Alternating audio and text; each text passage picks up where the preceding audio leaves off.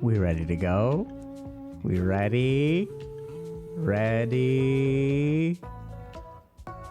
Ready? Hello? Hello? All right. Welcome to another Healthy Gamer GG stream.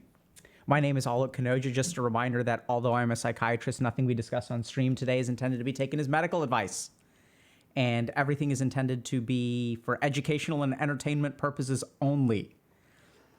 So if y'all have a concern or question, please go see a licensed professional.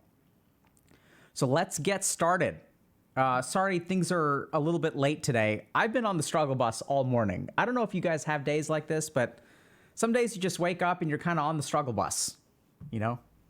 It's like I'm boarding the struggle bus. So we're gonna feeling a little bit better now. Twitch 911. Yeah, I played some Dota last night. Lost some games. You know how it is. So I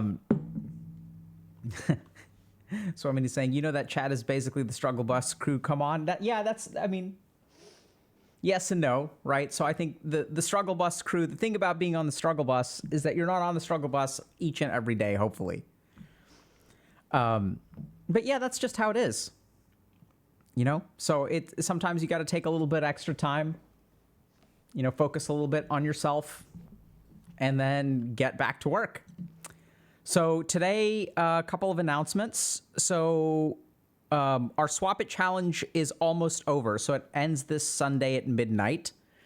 And the community has has swapped out 2,000 hours of unhealthy activity, which is awesome, right? So y'all have together, instead of doing 2,000 hours of mindless crap over the course of the last month, y'all have done something more productive instead. So huge props to everyone who's been participating. The other thing that has happened is apparently I'm doing a nighttime ASMR stream because we have unlocked the 2 million point milestone. And so now we're going to do ASMR, I guess. So, yeah, so we're going to do an ASMR. I don't know if it's going to be bedtime stories or meditation or what, but there's going to be a ASMR stream. So strong work. You know, it's a stream, right? So this is a community challenge. So even if y'all didn't participate, you still get to be a part of the stream. You can thank your fellow community members. And for those of you that have managed to put your life together a little bit more, congratulations. Bedtime stories? Yeah, dude, I do bedtime stories every night with my kids. So Swap It Challenge continues until this Sunday. So for those of y'all that haven't even participated or have fallen behind or whatever, like, I don't know if y'all know this, but this is actually an elaborate plan to get y'all to start doing healthy things with your life. So it's never too late to do that, right? You don't actually need a Swap It Challenge, but that behavioral anchor has actually been really, really helpful for our community. So we love that people have jumped into it and started to be healthier and taking walks and meditating and exercising and eating healthy and staying away from technology. So yeah, so we've got a really cool event next month. I'm not going to spoilerino it for y'all because the people who have been working on it have been working really hard and it sounds really fantastic. Hopefully I'm not playing it up too much. All I know is that what I know about it, and I am actually purposely staying in the dark a little bit about the event, and y'all will see why that is when it comes out. But maybe that's a hint. Maybe that spoilerinoed it too much. But hopefully y'all will see. I don't want to hype things up too much because frankly, Tech Teller and our other community folks have been knocking it out of the park in terms of you know, what they've been putting together. So I mean, you know, I'm looking forward to it. And also I think it is the hardest thing that they've tried to put together. It sounds very genuinely challenging. So we'll see. Even if it doesn't work out perfectly, I'm sure that it'll lay the foundation and I'd love to see them do it again. Okay, so a couple of other things. We've got Ask a Coach event at 2 p.m. Central Time today on gifted kids and how expectations affect us. So this could be a little bit tricky because we're starting late, but you know, we do have an Ask a Coach event. So if y'all are kind of identify as a gifted kid or if you struggle with dealing with expectations that people have of you, and like, how do you deal with those expectations? How do you deal with the expectations more devastating than the expectations that other people have of us is the expectations that we internalize based on the expectations of others. So sometimes our parents will expect particular things of us. That's hard enough. But then what tends to happen as we start to grow up is we take those expectations and we make them our own. We make them our own instead of coming up with expectations for ourselves. So the standard that I set myself to, this is what's really challenging, and this is what we do a lot in coaching, is that we have these standards that are set on us, which then we internalize. And how do you go about building a life where you set your own standards? You decide, okay, what do I actually care about? What are the goals that matter to me? And how do I start moving towards those goals instead of moving towards the standards and expectations that other people set on me? Because when I'm trying to live up to the expectations of other people, that motivation isn't going to be there. In fact, the opposite. The more I move towards that goal, the more resentment I will feel, right? Because I'm making sacrifices. And for who? It's to make someone else happy. So there's a lot of like toxic motivation that happens with living up to expectations. So we're going to be doing an Ask a Coach event where y'all can talk about being a gifted kid, ask one of our coaches about how they approach expectations, et cetera, et cetera. So check that out on the Discord, okay? So today we're going to be talking about career stuff. So this is something that I think our community has been more interested in over the last year. So something strange has happened. I don't know if y'all are aware of this or not. So Swemini was joking that this is the struggle bus crew. And I think that that's changed. So I think that was the most true when we started.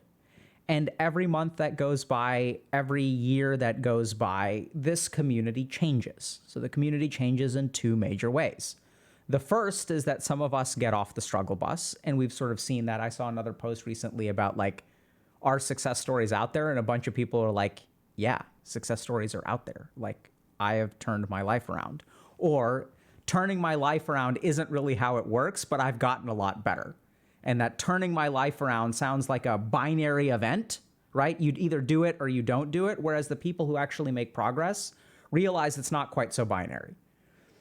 And so as our community has grown, and I think, we've grown some, so we've attracted some people who were not really on the struggle bus to begin with, focusing on things like finding purpose, finding meaning, optimizing performance, et cetera, et cetera. And then the other cool thing is that we've had a lot of people in our community who like kind of were stuck in life who are now unstuck 2 years later, 3 years later. And so career stuff has become more and more important to us. We've seen a lot more interest in our career coaching program recently. The outcomes from that program are really good. So we're going to be focusing a little bit on career stuff today. So we're going to take a quick look at a Washington Post article. Wow, that's bright. And then what we're going to do is jump into call-ins, okay? So let's do this. Okay. Discord. So let's take a quick look.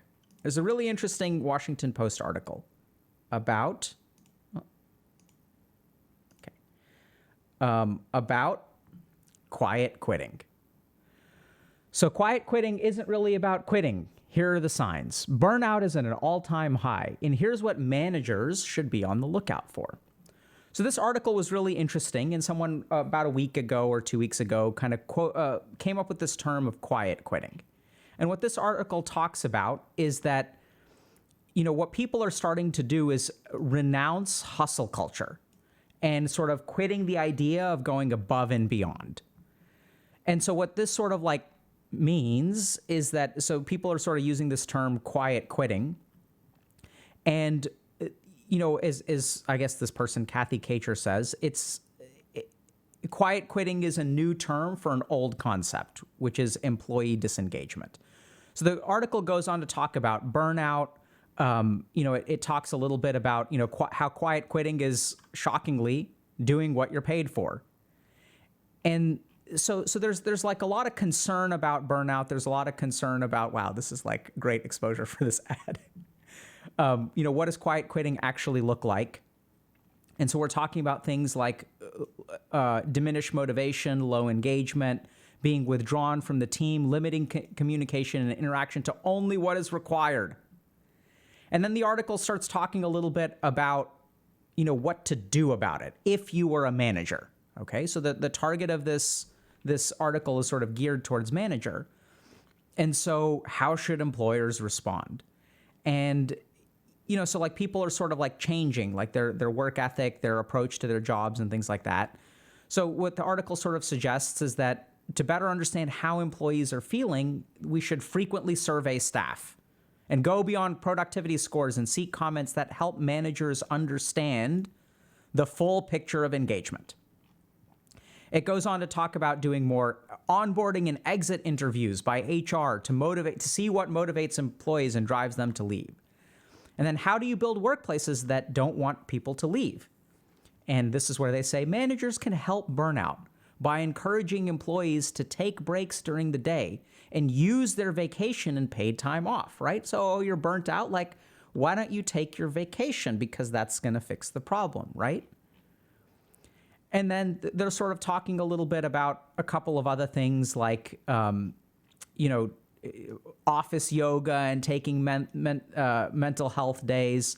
It's critical for managers that foster a workplace environment that is psychologically safe so that employees feel comfortable in asking for help without retribution. That sounds good. I think that's actually the best point, which we're going to talk about. So what's the deal with this quiet quitting? Like, what's going on here, and like what should we really do about it? So I think there are a couple of things to keep in mind. So let's try to understand how we got to quiet quitting. The way we got to quiet quitting was through something that I would call effort inflation. So here's what used to happen at your job. So you start with a job and there's certain expectations, requirements, right? This is what's required of you of your job. And then what happened is people realized, okay, there are 5 employees and one of them is going to get promoted to manager. So what employees started doing is going above and beyond, because it's the employee that goes above and beyond who gets promoted. And so there was a benefit to going above and beyond. But now what happens is over time, in order to get promoted, if person A starts going above and beyond, person B, if they want that promotion, starts going above and beyond, person C goes above and beyond, person D goes above and beyond, person E goes above and beyond. And so now what sort of happened is that in order to get that promotion, you don't just go above and beyond, you have to go way above and beyond. So now going the extra mile is the norm. And so as more and more people strive for promotion, what started to happen is companies started expecting this from their employees. Now it's become the norm, right? Because everyone's doing it. And then the employer is like, oh, this is kind of interesting. Like everyone's going above and beyond. I guess this is the workplace culture. This is the culture of the workplace. That we want people who are go-getters. We want people who are going to go the extra mile. We want people who are going to, et cetera, et cetera. And so it's almost like a college degree where like before a college degree used to get you particular jobs, right? Like in order to get that job, you needed a college degree. Then everyone started going to college. And so the value of the college degree went down. And now you need a master's degree in order to distinguish yourself. So there's like educational inflation. And we've seen this effort inflation.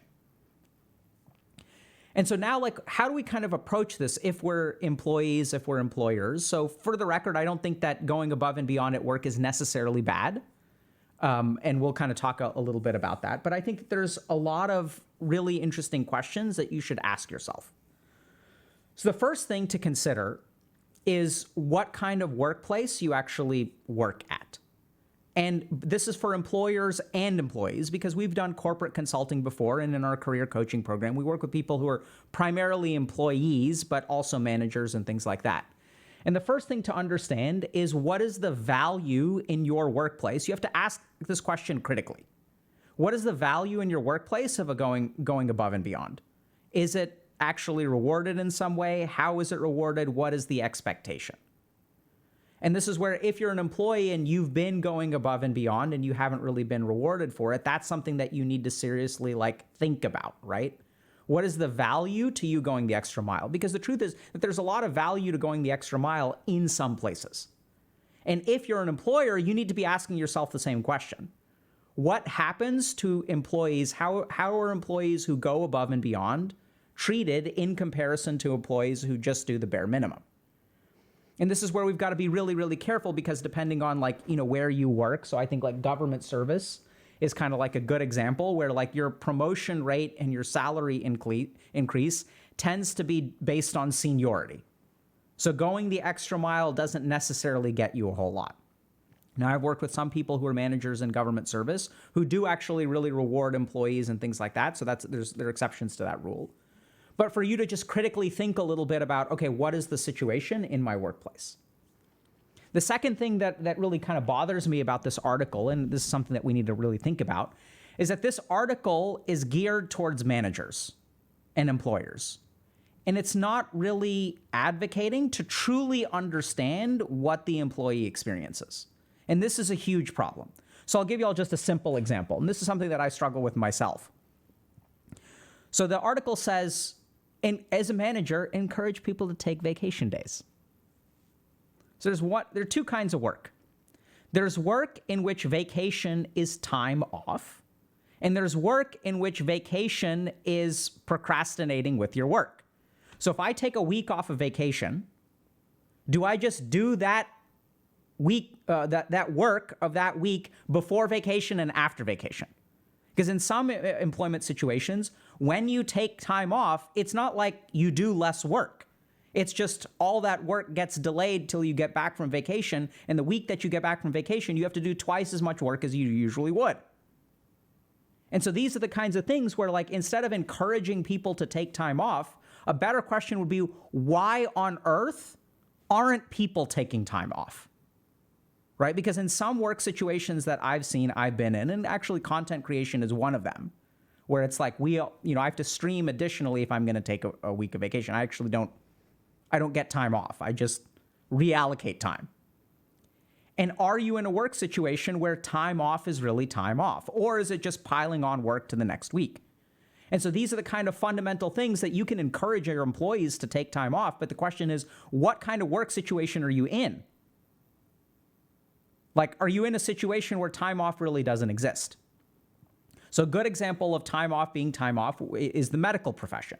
So that's usually where, for example, if I'm a doctor and I go on vacation and someone covers my patients, it's not like the work from that week is waiting for me, right? So if something happens during the week that I'm on vacation, one of my colleagues covers for me, and then I come back and it's like back to normal. So another thing that they talk about is frequent surveys and exit interviews. What bothers me about this is that there's sort of this attitude that, okay, like, if you want to know how to motivate your employees, like, ask them, right? Try to figure out what motivates them so that you can structure the environment to kind of maximize their motivation, which sort of makes sense from an employer standpoint. The problem that I have with this kind of approach is that I don't get the sense that people are genuinely trying to understand for the employee's benefit, right? We're trying to understand from the manager's benefit. So the way that they sort of structure this is like, okay, do like, onboarding interviews and exit interviews to try to maximize motivation.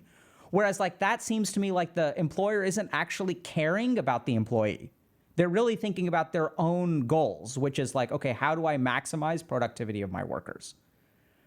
And the other thing that I'd sort of say is that if you're in a manager and you're struggling with employees who are quiet quitting, it's not about trying to assess their motivation so you can maximize it. It's about actually asking them, hey, what's going on? Like, do you feel like your extra work is rewarded? And so quiet quitting is going on all over the place. And I think part of the reason is because for a long time, we've been advocating for hustle culture. We've been advocating to work hard to get ahead.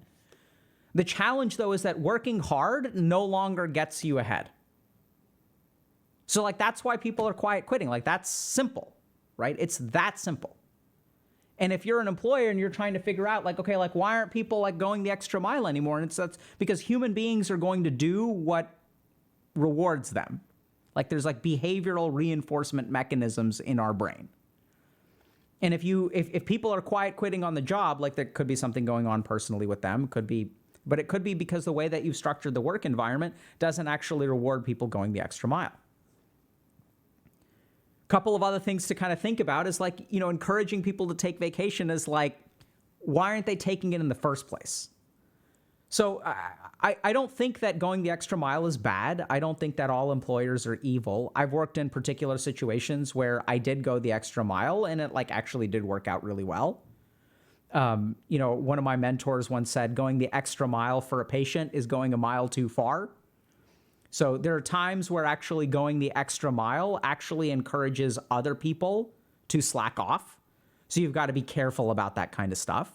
And if you're in this situation where you're quiet quitting or burning out or things like that, I think, first of all, that's completely okay. If you're a manager where your employees are doing this kind of thing, I think this is where you've got to start to ask a lot of questions. Does my workplace actually reward my extra work? And that's where, what we've learned in career coaching is that you may say like, oh my God, no, they don't. Like, I'm so like resentful because I work so hard and like they don't reward it.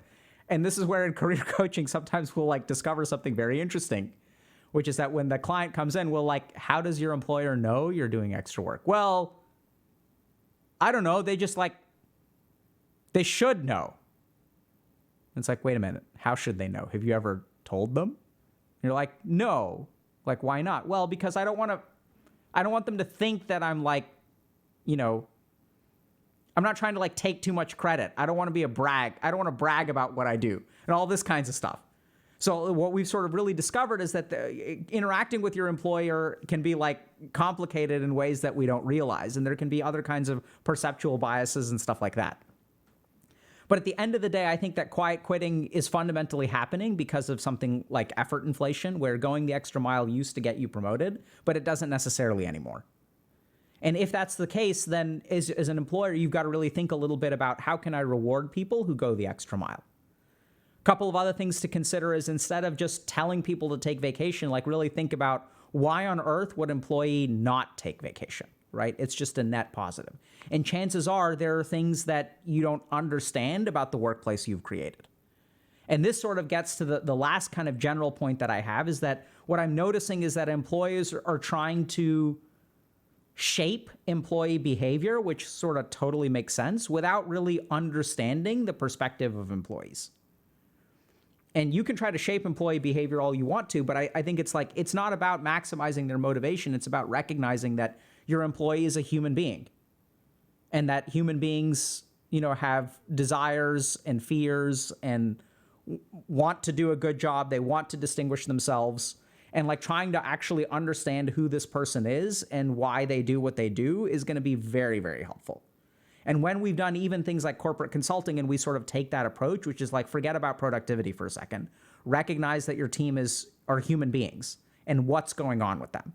And the cool thing is when we actually prioritize the human being, we actually see an increase in productivity. Questions? Oh my God. Chat paused due to scroll. Oh my God, so many things.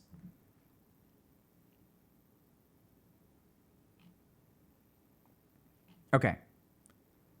AirC's saying the managers are too overworked to do that. Beautifully put. Brilliant. Right? And so like that's exactly what happens. So here's the other thing that leads to like quiet quitting. Is that sometimes stuff just keeps on getting piled onto your plate.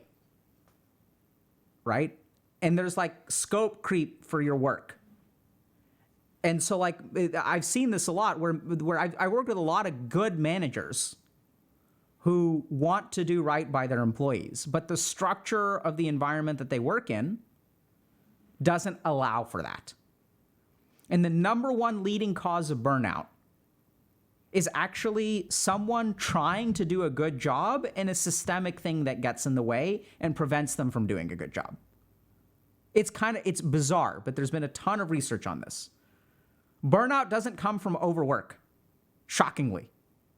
Burnout doesn't come from laziness, shockingly. In fact, the opposite. Burnout comes from excessive effort with minimal benefit. So I get burnt out as a physician when I'm trying, I can work 30-hour calls and feel good about it at the end of the day. I can work 30 hours in a day and a half, I guess, or like, I go in on Monday morning, I leave Tuesday at noon. I can do that. Actually, it doesn't burn me out. What burns me out is when I spend 3 hours on the phone with an insurance company trying to get medicine for a patient that needs this life-saving medicine. It's when I'm spending a lot of work and I can't even help the person. Like, I'm happy spending time to help people. And this is where another thing that I kind of want to say is that for far too long in our society have we taken advantage of people who are doing altruistic jobs. So for far too long we've taken, and I'm thinking especially of like teachers and people in the medical profession, where these are jobs that we like value almost like on a moral sense, right? Like you're saving lives. And like, since like we're educating children and it's for the children, what we've managed to do is create situations where we take advantage of individuals' altruism. And so what I tend to see very, very often, I don't know if this is statistically correct or not, but I see employees getting taken advantage of the most in these two professions. Because you're saving lives, like you're doing it for a good reason, right? So why are you complaining about the pay? And what we also tend to see in both of these professions, if you look at like tuition, right? And you look at like college education and things like that. If you look at the education industry and the medical industry, this is also where you see like tons of profit. So anyway, should we hop into call-ins?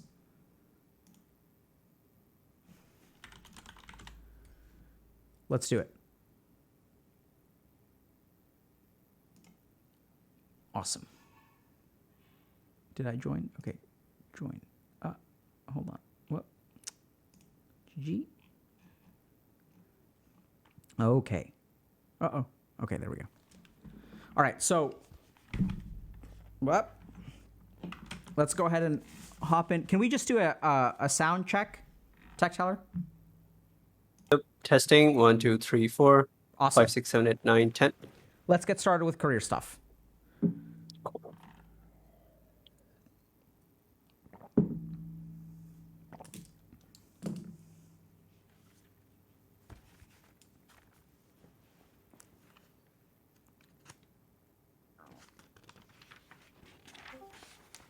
Hello. Hello.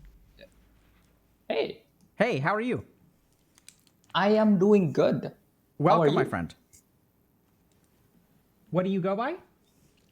I'm Chris. Nice to meet you, Chris. And we're going to be talking about career stuff today, right? Yes. Yes, I am. Awesome. Can I say that I'm very, very nervous and I have you on stream? Sure. So I can see. Yeah. I would turn off stream. I'm going to turn on my camera so you can see me here. But okay. I would steer clear of stream and chat just so we can focus. And is there anything that I can do to help you with your nervousness? I'm not so sure. Okay. Can I actually turn on my camera? Like, yes, you can. I'm not going to show it. Right. So, but you can turn it on for sure. And then we'll think about showing, we'll have to change our, process. Okay. Hey, no one can see you. Only I can see you, Chris. Welcome, buddy. Okay. Thank you. Thank you for having me on. Can I just say that you're my hero, Dr. K? Okay. So, yeah. All right. Well, yay, I guess. Uh-huh. Oh, okay. Do you want to talk about career stuff or you want to talk about heroes? Sure. No, career stuff would be good. Okay. So tell me, how's your career going? How's your job going? So I've been doing marketing for like 5 to 6 years. Okay. And I've been hating it a lot. Okay. I've been building startups here and there. I've been making financial startups, startups for universities and startups for students and stuff like that. But I've never really clicked that I like it. And I've grown to detest it over the years. And because I've detested that, my coping mechanism is quite weird, but I have like these side projects where I try to like listen to people more and really listen to myself, in which hoping that I would understand which career I will like.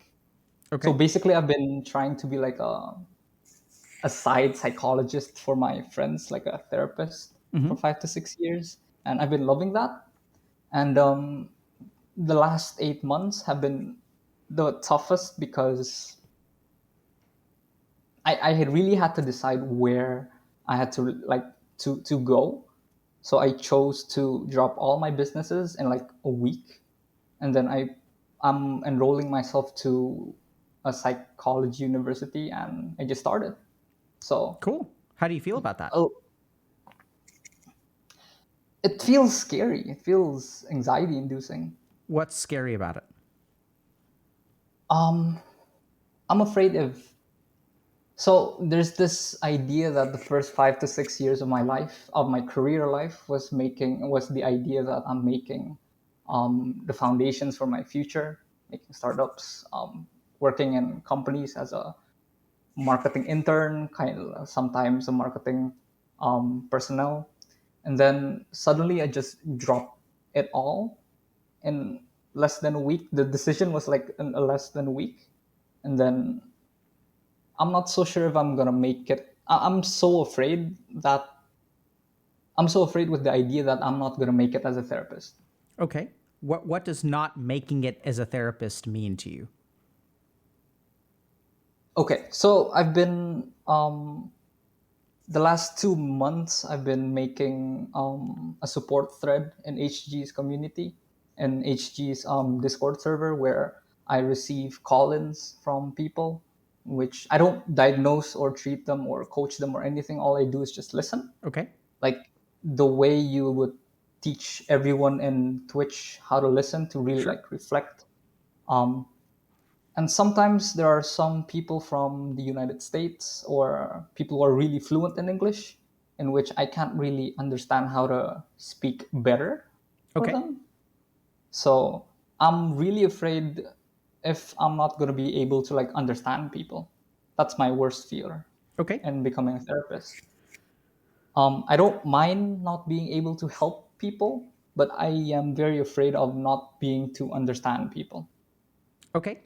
So, If that makes sense. yeah, I think it makes a lot of sense. So, what I'm hearing is that you try to support people on the internet, and some of your interactions with those people have made it has started to create doubt in your mind that, hey, if I can't help these people, what if that means that I can't help people as a psychologist or a therapist? Yep, exactly. So I think that this is going to be a, maybe a rare situation where I don't know that this is a deep psychological exploration. I think that this may actually have a very simple answer. We'll see how this answer sits with you. Okay. So the first thing to understand is that when you're in a therapist, or when you're a therapist or psychologist, there are things that are very, very, very different about that from talking to a stranger on the internet. And I think this is where, if you fail to help people who are strangers on the internet, that has so much to do with the way in which you're interacting with them and very little similarity to what a psychologist or therapist does. So like, Sure.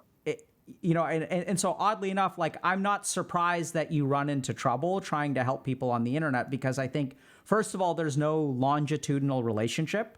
So success as a therapist or psychologist tends to involve a longitudinal relationship.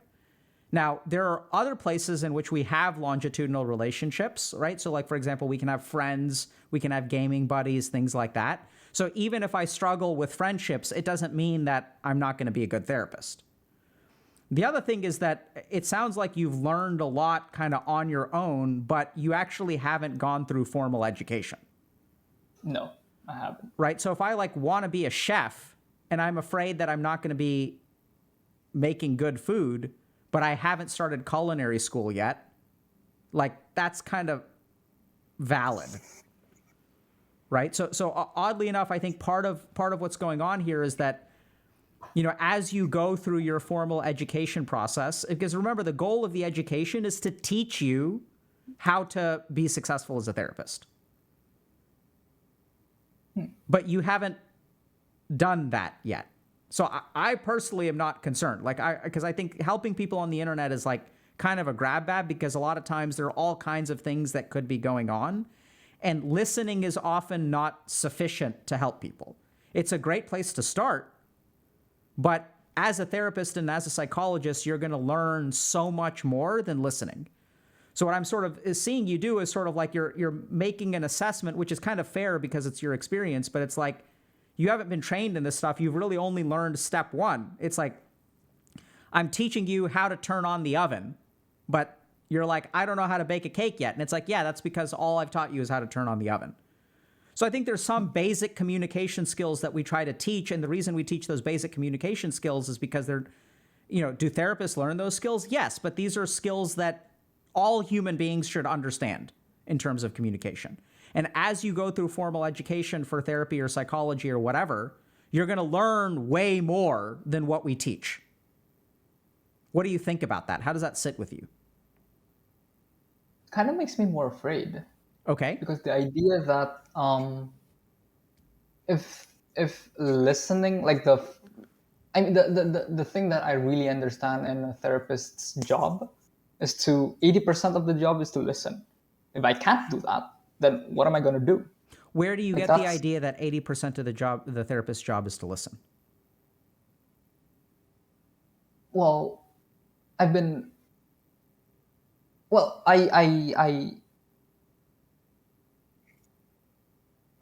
right.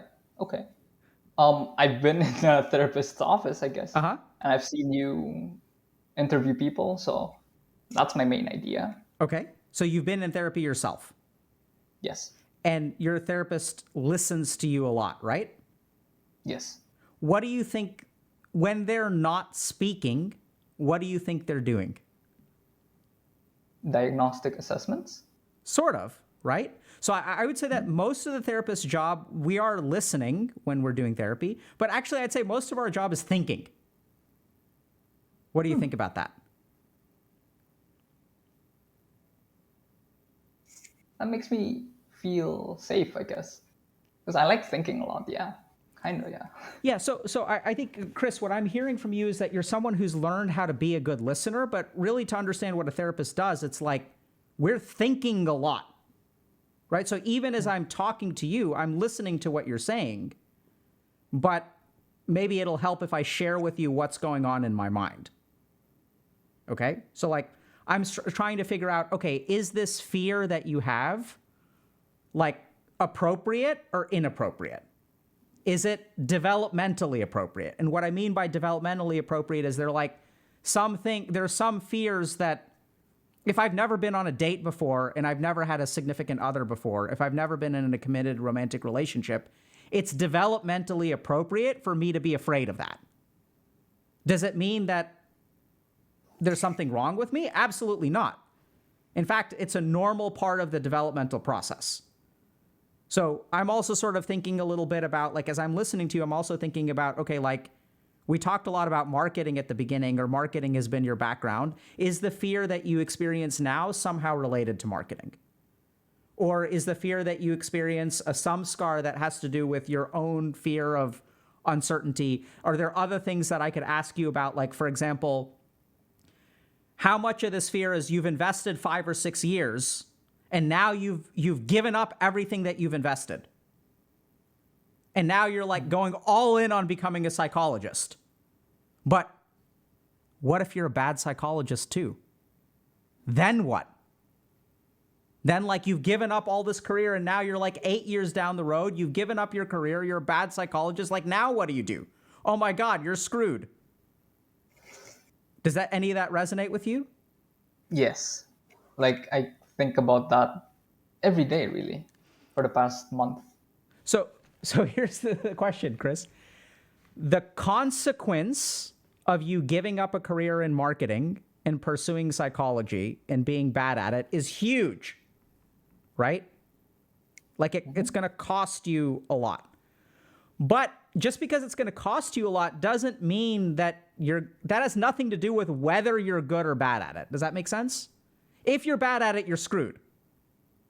But we have no idea whether you're good or bad at it. Exactly, and that makes it very scary, right? Yeah. So I think that that's developmentally appropriate. I think you've taken a plunge, you've jumped off a cliff, and you're not sure how you're going to land. There's a lot of uncertainty that I'm hearing. Exactly. What I'm seeing down there is like rocks and dirt, but there's some water in it. It's just very scary, yeah. Yeah, and so what do we do with fear? Exactly. What do we do with fear? It's a good. What do you think? Like, is the goal to make the fear go away? No, it's to experience the fear while going towards the thing that I really want. And do you really want to be a therapist? Yes, like it's such a weird thing. I had this instance where can I tell you why I think I'm really gonna be why my passion is in Absolutely. Tell being me. a therapist? Sure. Okay, so there's like this meeting where there's this like one room filled with CEOs, startup owners, and business owners and stuff like that.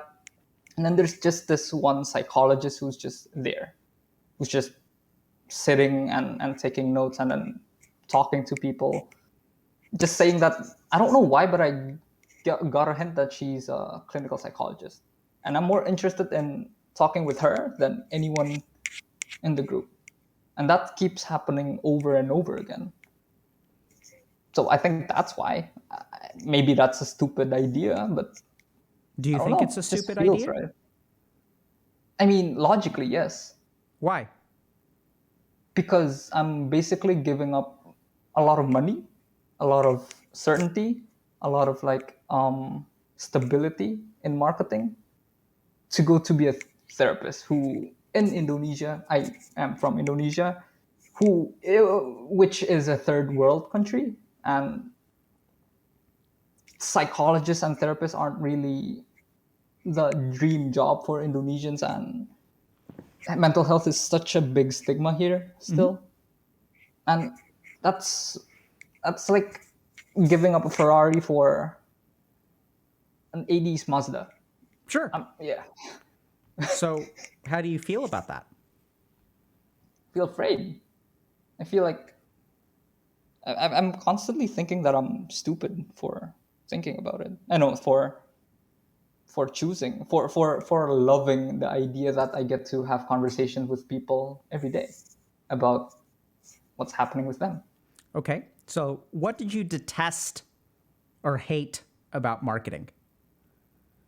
The manipulation, the idea that I need to push products, create value out of nothing to sell to people. Okay. I don't like that idea. So Chris, I think you've got, so oddly enough, I think I kind of agree with you that on some level, becoming a therapist and giving up a career in marketing is stupid. And yet, Oh, that just hurt. yeah, I mean, because you've made a good argument, right? Sure. I still think you're doing the right thing, but, you know, we got to kind of meet you where you're at. So I think this is where what matters, like, I think what you've got to really decide is what do you value? So I'm going to give you two choices. You can have a career that has more certainty, more money, and manipulates other people into buying stuff that they don't need. Or you can have a career that you find intellectually intriguing, fulfilling, more uncertainty, uphill battle, but helping people in a country, the same reason that it's a risky business to be a psychologist in Indonesia is also exactly why, like, I don't know how old you are, but I'm guessing you're in your 20s. And so you've got to think about over 40 years Would the world be a better place if Indonesia had a psychologist who actually cared about what they were doing and were trying to help people who struggle with mental health problems in Indonesia? What matters to you more? The latter. Yeah. And so that's why I think it sounds like you're making the right choice. Now, is there more uncertainty? Absolutely. Is it a question mark? Absolutely. But that's where also I think it's like, this is your time in life to really think about, do I want to play it safe, or am I willing to take a risk to make the world a better place? And also, like, I may lose out financially. Ironically, in my experience, it's people who make the choice that you made actually end up both happier and richer. Because what I tend to see is that when people hate their job, they underperform. And when people love their job, they overperform. And also the lower value societally, when society thinks that a particular profession isn't worth very much, if you really care about it, you do really, really well. Like, I don't know how to say this, but like, I'll share a story with you. So when I was in medical school, I was on my surgery rotation. And I did a good job on surgery. And then people towards the end of it, they were like, hey, you know, like, if you really wanted to do surgery, like, you'd be really good at it, you should really consider doing surgery. And I told them, and I was like, hey, I'm interested in psychiatry. And their response was, you're too smart for psychiatry. You're wasted in psychiatry. You're so smart and you're so talented that you should do something that is really going to challenge you. And that's surgery. And what I really found is that, like, that was sort of arrogant, but that oddly enough, you know, just because there's a low value profession that is not very competitive, if you're really, really strong at it and you care about it a lot, you're going to shine very brightly in that profession. Because I don't know. I mean, like, because I think that the key thing is that, you know, I think it is an uphill battle. And what I'm hearing from you is that there's more financial uncertainty. But like, I don't know how to say this, but something tells me in the next 20 years, psychologists are going to be valued a lot more in Indonesia than they are today. What do you think? Okay, it's just sure. It's just from year 0 to the 20th year is gonna be such a long time. Sure. Like, I was planning a year ago that I would be living off my own,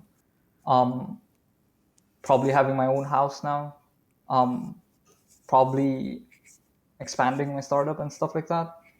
But now I'm stuck in my parents' house. Like, I'm not so sure what to do with that. It's stupid. It feels stupid because I'm burdening a lot of more people than weighing myself to be happier, if that makes sense. Yeah. So, Chris, what I'm hearing is that you know, this is, I don't know how to say this, but like, yeah, like, you know, you're taking a step back on the road of life. But I think that, like, sometimes that's still the right move, right? Even if you have to stay, I mean, you have to decide, like, because you're telling me that this is a job that you detested and that, you know, you hated manipulating people. So, like, sure, you could have your own place, but you would still be manipulating people and detesting it every day. And I don't know how to say this, but just like from a karmic perspective, like, a career shift is going to come at a cost. Is there more uncertainty? Yeah. Like, I wish I could tell you, hey, everything's great. You know, you're going to be perfect. I mean, I think it sounds to me like you're operating from the right principles. And this is the other thing about life is, like, we can't know what's going to happen. Like, we don't know. Right? Like, maybe if you continue to manipulate people through marketing and you're working with all these startup CEOs, one of them does something illegal, gets sent to jail, you get sent to jail. Like, you have no idea what the future is going to hold. We have these assumptions that certain things are very secure and other things are insecure. But if anything, the world has taught us anything over the last 3 years with, like, a global pandemic, it's that the world can come grinding to a halt. Right? And so I think the reason that I'd kind of support you in your decision is, first of all, we've had clients from Indonesia and we've heard firsthand from them how hard it is to find a good therapist or psychologist. Second thing is, I think you're operating from the right place. The tricky thing is that just because you operate from the right place does not mean that life is going to be easy. Right? Are you going to be staying at home for a couple of years? Yeah. Are you going to make less money? Sure. Is there more uncertainty? Sure. When you tell people, oh, I do marketing for this startup, and they're like, oh, like, very impressive. And then when you say, like, I'm a therapist and you live in a country where that isn't valued, they're like, what's wrong with you? Yeah, exactly. Like my friends ask me, what's wrong with you? Yeah, okay. Yeah, right? So, I mean, I got that stuff too when I decided to become a psychiatrist from the surgeons and also people in my family. They're like, why would you want to be a psychiatrist? You're going to go crazy. So, like, I don't know how to say this, but, you know, Chris, I can't tell you that your life is going to be easy because of your decisions. But what I can tell you is that if you want to live a fulfilling life, it's not always taking the easy road. And that do what aligns with you and do your best and try to make the world a better place. And I would, you know, if I was a betting man, I would say, if we talk to you 5 years from now, I don't think you're going to regret your decision. I see a lot more regret from people who stay in the field that they find spiritually bankrupt. And this is where people are like, yeah, I'd rather drive an 80s Mazda than a Ferrari as long as I can live with myself every day and I enjoy going to work. Because I've worked with people who drive the Ferrari instead of the 80s Mazda, and they're, you know, what I hear from them uniformly is, I wish I had made a career change 10 or 15 years ago. Because sure, I'm driving a Ferrari, but like, I don't really care about it. It doesn't bring me fulfillment. And that's where if material goods are very, very fulfilling to you, then that's a different story. I think it's about values, Chris. It's about what you care about. What do you think? Okay. Sure. Yeah. It's really hard to cope it's really hard to understand how to cope living the day-to-day basis. That's the hardest for me. What's hard on a day-to-day basis? Hold on. Oh, yeah. I'm not like I feel guilty a lot towards my parents. They have to pay again for my tuition, and I have to keep living off them, in which they had more plans for themselves, but I have to pull them back again. Um, and it feels like I can't. I'm really proud of what I'm trying to achieve of myself, but when I put myself in society, or like in with friend groups, or with big family gatherings or stuff like that, that kind of makes me shameful. Yeah. To burden my parents so much. That's what I feel like from the career change. Yeah. No, I don't know how to cope with that. Have you talked to your parents about it? Yes, and they keep. I'm trying to like really talk to them about it, but they keep reassuring, yeah, it's okay. Like it doesn't feel okay, because sometimes I can like feel their disappointment almost. That's what I'm feeling. Okay. Is it okay to disappoint them? No, it's not okay at all. Why not? Oh, feelings, emotions. Hello, hold on.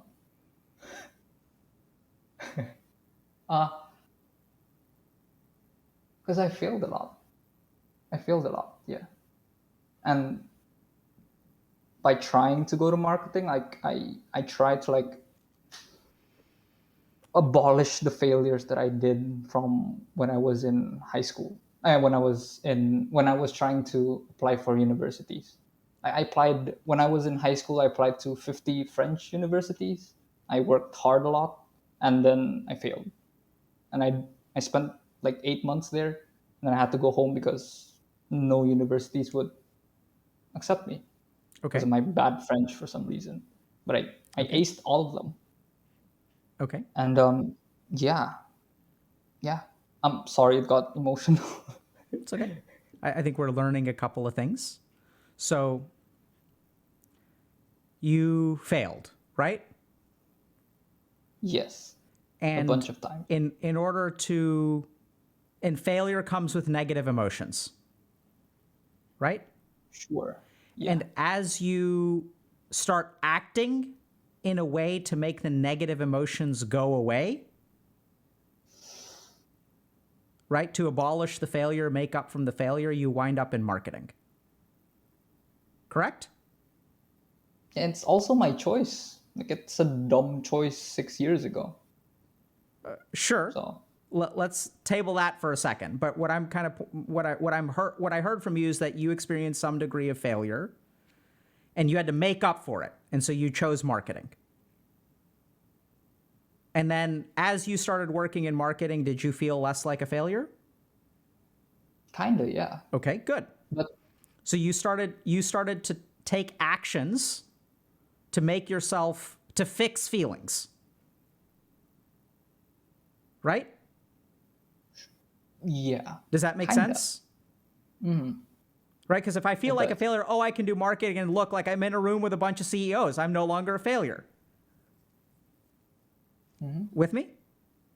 Yep. So what you've managed to do is try to do certain things that make you feel less bad. And where did that get you? Here. And are you happy with where you are? Nope. Okay. So sometimes we are so afraid of negative feelings that we will do whatever we can to make them go away. And in doing so, we oftentimes trap ourselves. Because then what happens is like you can't experience that shame or feeling of failure or whatever. So you're going to make actions so you never feel that way. It's a protective mechanism. But in doing so, what you're actually doing is you're letting that fear of failure dictate your life. Does that make sense? Yeah. Kinda. Yeah. What do you understand about that, and what do you not understand about that? I get that I'm trying to like fill something, like overcompensate something, if Yep. that's the right word. Yep. I get that I'm trying to do that. But I never felt like it was the wrong choice Sure. at the start, and when I'm doing it. Absolutely. It's not going to feel like the wrong choice, because how do we know what's the wrong choice and what's the right choice? Based on our emotions. That's our first answer, right? If I do something and I feel like a failure, that's the wrong choice. If I do something else and I don't feel like a failure, that's the right choice. And so you've picked a career to avoid feeling like a failure. But avoiding an emotion of shame is not a good strategy to live a fulfilling life. This is where things get tricky. Does that make sense? Like if I'm trying to avoid feeling ashamed of myself, so let's say I feel ashamed when I go to a party because I'm short. I'm like 5'2", and everyone else is like 5'6" or 5'7". I feel ashamed of myself. So what can I do to avoid that shame? I just never go to a party. And that feels good over the course of that day, because if I go to the party, I feel ashamed of myself. If I don't go to the party, I don't feel ashamed of myself. Easy, right? I just avoid the party. Sometimes we see this in careers too, where like you felt like a failure, so you've got to make up for it. And then you start living this life to try to look good in other people's eyes and feel good about yourself. And you do that for 5 or 6 years, and then you end up kind of where you are, which is that you recognize that you picked a profession that feels like unethical in some way. It doesn't resonate with who you are as a person. You're not helping anyone. You don't find the work quite as interesting. And in fact, you're even a little bit afraid that you could be manipulating people in the wrong direction. But you get to hold your head up high. You get to move out from your parents' place. You get to drive a Ferrari. So what's more important to you, Chris?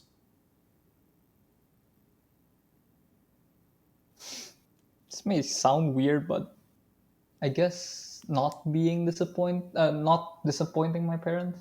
Like that really is a very important thing for me. Absolutely. So now we get to something else. So you ask your parents, am I disappointing you? What do they say? No, it's fine. Everything's good. You're good. Okay, so let's take two scenarios. And you don't believe them, right? Mm-hmm. Okay. So let's take two scenarios in two alternate universes. One universe, your parents are disappointed in you. And in another universe, they're not disappointed in you. In the universe that they are disappointed in you, what are they going to say? Are they going to tell you they're disappointed? I don't think so. No. No, they're going to say, no, Chris, it's okay. We love you. We're not disappointed. And in the universe where they're not disappointed and they actually are okay with it, what are they going to say? No, Chris, you're okay. Absolutely. They're going to say the same damn thing. So how are you supposed to know which one is real? Exactly. How do I know? Right? So my point is that they may not actually be disappointed in you, but there's no way that you're going to know. Because even if they tell you they're not disappointed in you, you're not willing to believe them. So how are they ever supposed to convey to you, actually, Chris, this is okay? So why do human beings do this? It's because you're disappointed in yourself. So if I think I'm ugly and the world tells me, no, you look fine, I don't believe them. Right? Mm-hmm. So concretely, I mean, I think you've got a fair amount of work. So, for what it's worth, I think it's fine that you decided to move into psychology. I think it's great. I think it's a wonderful profession. I think hopefully you'll be helping people in a couple of years. I think if you enjoy the work and it resonates, like if you care about being the psychologist in a room of CEOs, and by the way, that also is like respectable, right? Because now we have psychologists in rooms with CEOs and executives and other people are recognizing the value of psychology. But I think you've got some work ahead of you, which is like to really think a little bit about, your own feelings of disappointment and failure. And I could tell you all kinds of stuff like, as a parent, you recognize that your children are going to make mistakes. That it's your job as a parent to support your kids when they make mistakes. That as a parent, you're actually okay with them living with you for a year or two if it makes them happy. Like, what do your parents want? They want you to be happy. They want you to be safe. They want you to be secure. I would not be happy if my kids were driving around Ferraris and were miserable every day. If someone came and asked me, hey, would you be willing to delay your retirement plans by 2 years if it means that your child was happy with their career for the rest of their life? I'd be like, damn straight, I'd take that trade any day of the week. What do you think? Okay. Never really thought about it that way. I guess so, yeah. Right? So Just how... Yeah, go ahead. Yeah. Oh, it's just how do I deal with my own disappointment towards myself, I guess. Okay, good question. So a couple of things. The first is you can have more of a conversation with your parents. So when you ask them, are you disappointed in me? And they say, what do they say? No, it's fine. Everything's good. Why are you asking this again? And what do you say? Well, it's just, I usually get angry, like, yeah, just listen to me for a bit and just like really listen, like tell me. No, I mean, let me convey my feelings. And they're like, what is it again? What is it? What's there left to convey? Okay. So I think there are a couple of things which are unfortunate, which is that Western cultures are increasingly what we call psychologically minded. Whereas my experience of people in Southeast Asia, East Asia, South Asia, Africa, we don't, it's kind of confusing. Like my parents, like thoughts and emotions are kind of confusing. Like even now when I talk to the generation above me, they actually don't know the difference between a thought and an emotion. Like if I were to ask one of my aunts or uncles or one of my friends' parents, what are you feeling right now? They would not be able to answer that question. They would tell me what they're thinking, but they like literally don't know how to detect a particular emotion. If I point it out to them, they can recognize it. But so there's like a cultural gap and understanding gap there. Second thing to consider is that I would ask your parents, why aren't you disappointed in me? Have you ever asked them that? Huh. Right. Yeah. Haven't. No. Right? So like, I feel disappointed in myself. Can you help me understand why you aren't disappointed? Like, how do you understand like what's going on in my life? Like when you see me, like, what do you see? What do you think my difficulties are? You know, do you think I'm doing a good job? Do you think I'm doing a bad job? And the last thing that I'd say is, you know, how do you deal with the disappointment? And I don't know how else to say this as someone who, you know, I mean, I haven't asked you how old you are, but, you know, I'm guessing mid to late 20s-ish. Yeah. 24. Okay. So, I mean, you're starting your career, you're starting your education as a psychologist at the age of 24. Yeah. Right? So, and I started my career, I started my education as a medical doctor at the age of 27 or 28. I turned 28 like 1 month after I started med school. And what I can tell you being on the other side is it's like absolutely worth it. And it's actually okay to feel like a failure. It's okay to be disappointed in yourself. And like, it's okay to not know how to live life right at the beginning. And that it takes us a while to figure things out. And sometimes we make mistakes. But it's through mistakes that we understand things. And as we understand things, as we start to struggle ourselves and overcome our struggles, it doesn't happen right away. It's that understanding which, when we try to help other people, makes us heroes in their eyes.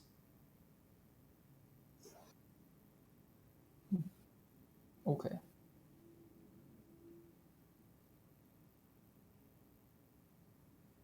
Okay. What do you think about that? I mean, logically, sure, but the emotion still lasts. Yeah. Like on a day-to-day basis, like it doesn't stop. So Yeah. So I mean, I do feel good. I do feel less anxious. I do feel less depressed. I don't feel like I can look myself in the mirror again and say that you're doing good. Like that's something that I did these last 3 months, and that was awesome to feel. But the idea that I have to go through school again with people who don't even know what life is at 17. They're starting out college at 17, and I'm 24. I'm basically 7 years older. So that, like that, I mean, yeah, like I have no words put to this. I'm really sorry about that, but I hope you I get it. understand, I guess. I get it, because I did the same, right? So I went to school with a bunch of 22-year-olds when I was 28. And what I actually learned was kind of interesting, which is that it's actually way easier. So you feel ashamed for being older, but that experience is going to like be, or at least for me, it was, I realized like as soon as I stopped comparing myself in terms of ages, what I realized is that stuff bothered them that didn't bother me, because I had actually been out into the real world and I knew what mattered, right? Like I had failed. And so what happened is I had all these colleagues who were like terrified of getting a B because they thought that was failure. And like, I had actually failed. And I was like, a B ain't, no one's going to kick me out of school with a B. And so they were so stressed out for getting a B. And I was like, you know, it'd be nice if I got an A, but I got into med school. I'm moving on my path. I'm probably going to be a doctor one day, as long as I don't screw it up. And like, that's what's really important to me. And I mean, it's hard, Chris, because I think that like the challenge here is that I see that you're suffering a lot. You feel a lot of guilt. You feel a lot of shame. I'm also hearing that you can be proud of yourself. And I don't know how to say this, but first of all, I don't think that there's anything I can say today that'll make all those negative feelings go away. And the second thing is that I don't want to make those negative feelings go away. I think that I think that what's going to make you an amazing psychologist and therapist is actually having gone through this stuff. It's not just that you care about other people, it's that you know what it is to feel shame. You know what it is to feel like a failure. And you can't see this now, but I sort of can. 10 years from now, you're going to be in your office and a 22-year-old kid, 24-year-old kid is going to come into your office. And they're going to say, I work in marketing and I absolutely hate it, but I feel too guilty to leave. Okay. And you're going to be able to help that person because of your own struggles and your own suffering. And like when I think about, what's made me the person that I am today, I wouldn't go back and change anything. Because I understood so much through my own struggles. It's like, it's valuable information. And the good news is that you will get better at it, right? You say that you look in the mirror and you can feel proud of yourself. Great. And you still feel ashamed. Less great, but like, I don't think that's a bad thing. I think that's part of your journey. That's part of your growth. We become the people that we are, not just through our successes, but also through our failures. And this is hard because in Indonesian society, I'm making some assumptions here, but I know some of the culture. Like, failure isn't a good thing in any way, shape, or form. You just don't think about it that way, right? It's just the more successes you have, the better you are. And you live in a society where like they judge you like that. Which is exactly why it's going to be so important, because 10 years from now, there are going to be tons of kids who are growing up in that same society, who are going to feel like absolutely nothing because they failed. And they're going to need a therapist who understands that. The downside is that you have to suffer through this in order to help those people. Mm-hmm. At least that's been my experience of my journey. I mean, your journey may be different, but. Okay. Well, at least in the bright side, after 8 years, I get to be called Dr. K as well. Sure. My name is. Great. Yeah. Good. Okay. Yeah, I think I do understand now. I understand better, I guess. I can say that it's way better now than the first time we said hello. So. Yeah, and I mean, I think it's, you've got some deep stuff down there, Chris. And that's like, I don't know what else to say, man. It's okay. Like, this is just your journey, and it's going to have uncertainty. And like, I may be good at particular things, but I can't look into the future and tell you everything is going to be okay. I mean, I have faith that it will. And the last thing is, I would seriously like consider talking to your parents about why don't they think that you're a failure? Like, if you can stomach that conversation. And even if they say, and this is the most challenging thing, is that we don't want to be a disappointment. But what's actually healthier than that is being a disappointment and being okay with it. Because it's life. Like, no one's perfect. Mm-hmm. Okay. Good luck, Chris. Thank you. You too. Thanks, man. I think I'm going to need it. Okay. See you, Dr. K. Adios. Bye-bye. Bye. Thanks for calling in. Yeah, I mean, it's tough. Like, we just have to be careful, because a lot of times what we want to do is avoid negative emotions. And we think that we're doing the right thing in life because we don't feel bad about it. But living a life in which we avoid negative emotions isn't necessarily going to lead us to happiness. And that's the most confusing thing. And the reason that it's like it's okay to make those kinds of mistakes is because no one ever explains it to us like that. Right? Like, did anyone sit down with Chris and ask him, why are you going into marketing? Did they have these heart-to-heart discussions? What does it feel like to, spend 8 months trying to get into French universities and failing to get in? Like, what's driving you to choose this? Does anyone sit down and ask you these kinds of questions so that you can understand? No, of course not. So we live life on autopilot, and the destination is the avoidance of negative emotion at all costs. It's how we pick careers. It's how we pick relationships. It's how we stay in relationships that we shouldn't stay in. It's why we use drugs.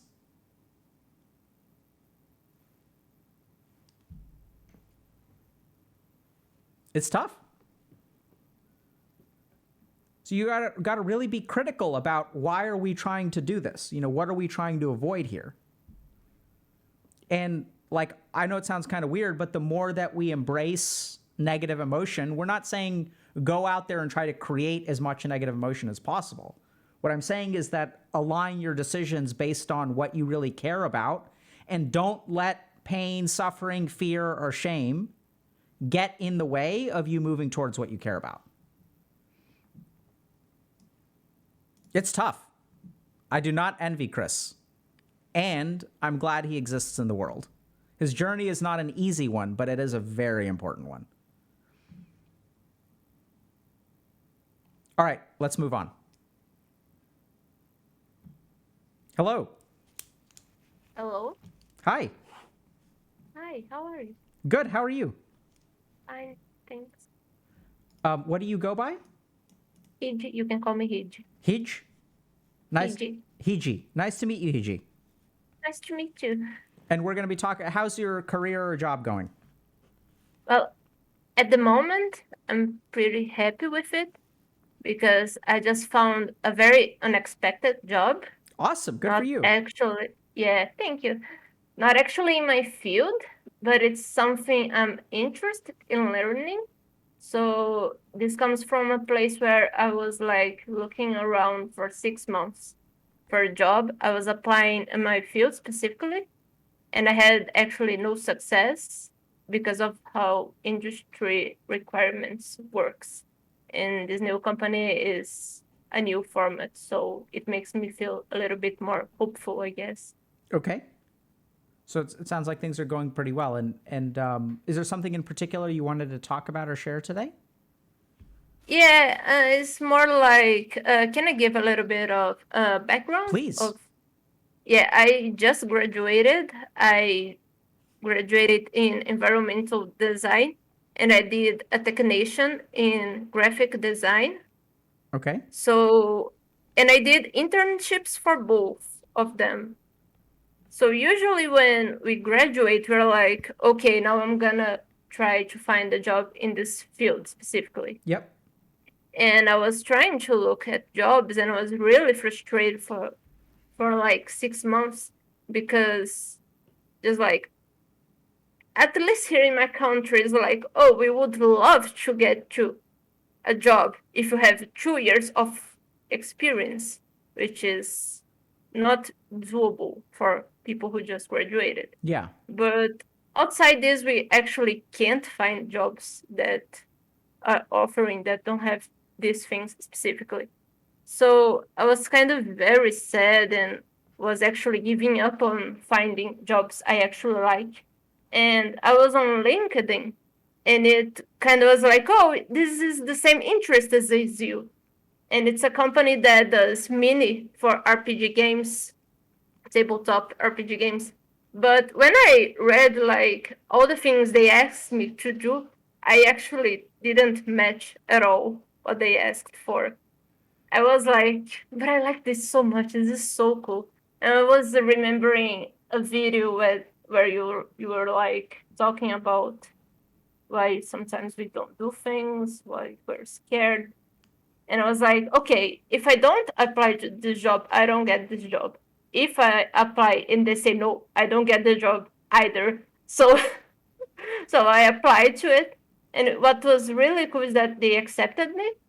And what's really cool about it's like a startup, so they think a little bit differently. They were like, okay, we see that you're like from a lot of different fields, and we know you don't know how to do this specifically, but we're willing to let you learn and teach you.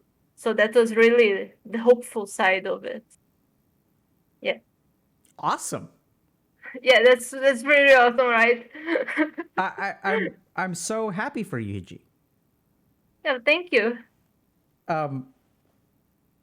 Yeah, so you said you're working at designing miniatures, is that right? Like little figurines for RPGs? I'm not designing them per se. It's like they have a team who are actually people who graduated for this to design them. And there are people who paint it, and there are other people.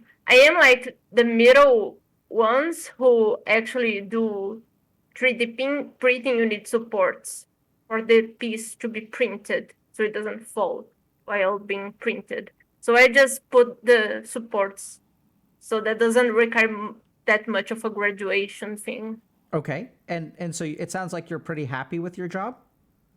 Yes, yes.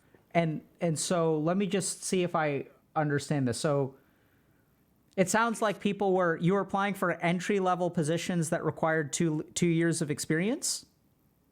Yes, that also. And very specifically graphic design and environmental design, which is what I'm graduated in. Can you tell me a little bit about environmental design? It's like interior design, but we can also do external places. I see. Okay. Yeah, I mean, that's awesome. So I want to just thank you for sharing your story, because I think it's like, it's so interesting, right? Because there are entry level positions that have 2 years of experience requirements, which is like impossible for college students or recent graduates to meet. And then on the flip side, there are jobs out there which you may not feel qualified for, that if you actually just apply and give it a chance, you may be surprised at what you get. And so I'm really glad that you took that chance, because it sounds like it worked out for you. Yeah, one thing that is also, I think, worth saying is that many times for these jobs specifically, it's not like I'm getting super payment or anything. It's something really simple. Like anyone can do this. I learned the software in like a day and a half. They gave me this day to learn it, and it's like, if it's not a really special and hard job to get, and I'm not being super paid for it, but it feels like the company is kind of embracing me as like someone who wants to learn. And usually, at least here with people that I know, people are going to striving for companies so big that you actually mentioned like in your stream earlier. It's like the different mentality of work where you have to already be good, so you get really nice payment. And it's like this approach I gave was more like a slow walk, I guess. Yeah, so I think that's worth pointing out as well, which is that, it sounds like they value you and you feel valued, and even though the compensation isn't the best, that there's hopefully opportunities to grow within the company. Yeah. Am I hearing that? Yes. Yeah, and I think just remember that if things don't work out there, you'll have some experience under your belt, and you can always move if you need to. There's the point that I actually wanted to ask you. Okay. The only thing that bothers me a little bit is my curriculum. Because when you go and read my curriculum, it is like all over the place. In a sense that normally, like, oh, I want to do graphic design. So you send a curriculum, it's like, I did graphic design in this enterprise, I did this of graphic. When you look at my curriculum, it's like, oh, I did interior design, and then I did graphic design, and then I'm painting miniatures, and then it's like all over the place. It doesn't feel like I'm digging deep into anything. It makes me a little bit worried. People might think I'm like a shallow professional, I guess. Sure. So I think that's a reasonable concern. I'm kind of feeling, Hiji, that maybe I can teach a little bit as opposed to like ask you questions about your feelings right now. Would that? That's okay for Yeah. me. I like it. So I'm not getting the sense that your fear is like due to some deep psychological thing. I think it's just like it's a reasonable concern. So here's what I understand your concern to be. When someone looks at your curriculum, which is like the history of what you've done, right? Is that what you mean by that word? Is like when Yes. Yeah, okay. They're not going to see specialization in one area. Yeah. They're going to see a little bit of this, a little bit of this, a little bit of this. And so I think that is actually very attractive to certain employers and certain jobs. And you just have to pitch it the right way. So let's try to understand a little bit about the difference between being very specialized versus being general. So if I specialize in a particular thing, so let's use psychiatry as an example. So let's say I specialized in trauma. And I worked in trauma for 2 years and then another place for 5 years and advanced trauma here. And I have 10 years of trauma experience. So then that's great because if there's a job open that requires a trauma specialist, I'm very, very well suited for that job. But there are other kinds of mental health jobs for which that actually isn't necessarily an advantage. So for example, there are some companies that will hire essentially like mental health professionals to work for people within the company. So it's like, if there's a company of 500 people, they may hire a psychologist to take care of their employees. And that's the kind of job where you don't want someone who just is really good at one thing. You want someone who can deal with trauma, deal with depression, deal with anxiety, deal with substance use or addictions. Does that make sense? Yes, it does. So I think in that way, because you've tried a couple of different things, I don't know that, if someone is looking for a very specialized thing, you may not be the most competitive candidate. But I think there are a couple of really interesting opportunities you have. The first is that you can tell people that, hey, I understand a lot of different aspects of design. So I have experience in multiple different kinds of design. So interestingly enough, there may be some kind of other design, like interior design, for example, that you can say, I understand environmental design. I understand like even the nuts and bolts of like developing support structures for miniatures and things like that, almost like more from an engineering aspect. So I understand a lot of the other pieces. It's not just one thing. The other thing the other way that you can kind of pitch it is that you can also tell people that you're like a quick learner. So you've learned multiple different things and you've learned how to succeed in all three of these different fields.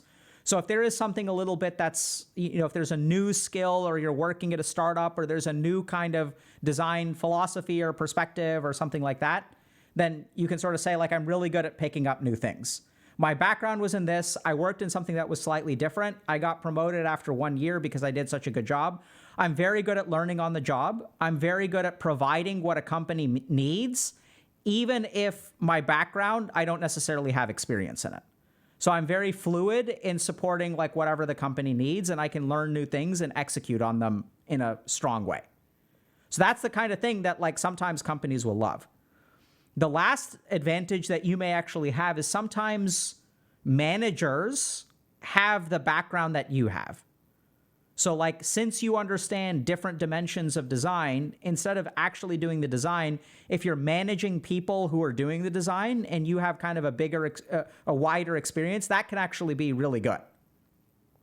So if you look at even people like project managers at tech companies and stuff like that, they may work with people who are coders. They may not be the best coders themselves, but they understand different coding projects. Does that make sense? Yes, it does. The thing is, I'm a little bit more to the creativity side, so I actually enjoy doing the things. I don't actually like managing people. Yeah, so that's just something to keep in mind, right? So just because the best way you can sell yourself may not necessarily be what you enjoy the most. And that's okay. So what that may mean is that you may be able to get higher paying jobs with more of your strengths. But if you don't really enjoy that, then you can lean towards the creative. I still think that generally speaking, you're kind of in a good spot because you've got a couple different kinds of things. And I think a lot of you finding the right job is going to be how persistent you are in looking for it. Right? So I wouldn't, Okay. because I think a lot of finding the right job is like just the opportunity. Like, so you've got to kind of network and get to know people and kind of keep out on the lookout. I wouldn't, spend 5 years at this company and then go looking for something else. Yeah, I presume, if you're not happy with some aspect, then if you're completely happy with it, then that's totally fine. That's interesting because I grow up used to seeing people working in the same company for their entire lives. So whenever I do work in a company, that's what I kind of strive for. And maybe that's why it was bothering me little bit, the thing that I needed to be good at one thing exactly, because I was afraid I wasn't able to grow in that industry actually. Yeah. Now that you mention it, I think about it. Yeah, so that's understandable because I think, let's say 30 years ago, 20 years ago, people did stay more longitudinally at one company. But I get the sense that that's changing. I'm not an expert on this kind of research, but I think there's some research that shows that people who move jobs every like 2 to 5 years actually like maximize their income. There are some industries in which people move around a lot. There's some industries in which you stay. I think it just depends on the industry, the company, things like that. So I think, you may find a long-term company. The issue is that the long-term company may not be your first company, Oh, I see. right? Yeah. So you may have to move around a little bit, and then you'll find a place and you're like, I actually really like these people. I feel like my compensation is pretty good. I feel like my growth at this company is pretty good. And I've worked with a lot of people who are very successful, get compensated very well, who have stayed at a place for a long period of time and will build their entire career at one institution. And that can be very successful too. I think it's just you got to find the right one. Yeah, that's the hard part, Yeah. right? But I think, I'm optimistic if you're not going to get in your own way in terms of you did a good job of applying for a job that you quote unquote didn't think you could get. And I would continue doing that. So continue exploring, continue believing in yourself, or just taking a chance. And I think you'll probably do well. Well, I hope so. Well, Cool. Oh, she disconnected or dropped? Okay. PC look like Huh? disconnected. Okay. Okay. Well, yeah. So I think it's cool to hear that, people are trying the stuff that we recommend and it's working out for them. Right. So like we'll say a lot of stuff on stream, like, hey, you should do this and you should do this. And we don't really have great data about the people who do it or don't do it and how it ends up with them. But it's always nice to hear that. And I'd encourage y'all to take Hiji's story to heart that, just, on the one hand, there are jobs that you quote unquote should get or are good on paper for, and those jobs won't hire you because it's an entry level position with 2 years of experience. And on the flip side, there may be jobs that you don't think that you can get, which may actually hire you because of the state of the company or whatever. And so in either case, like, I would just encourage y'all to not work against yourself, right? If you think that you're not going to get a job, don't bother not applying. Like, take a chance from time to time. We're not saying if you're a college graduate and, let's say Facebook is looking for a new CEO, like, I don't think you're going to get that job, but, or Meta, sorry.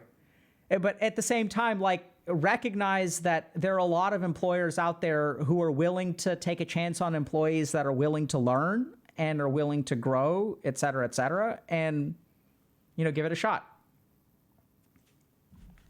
Let's move on.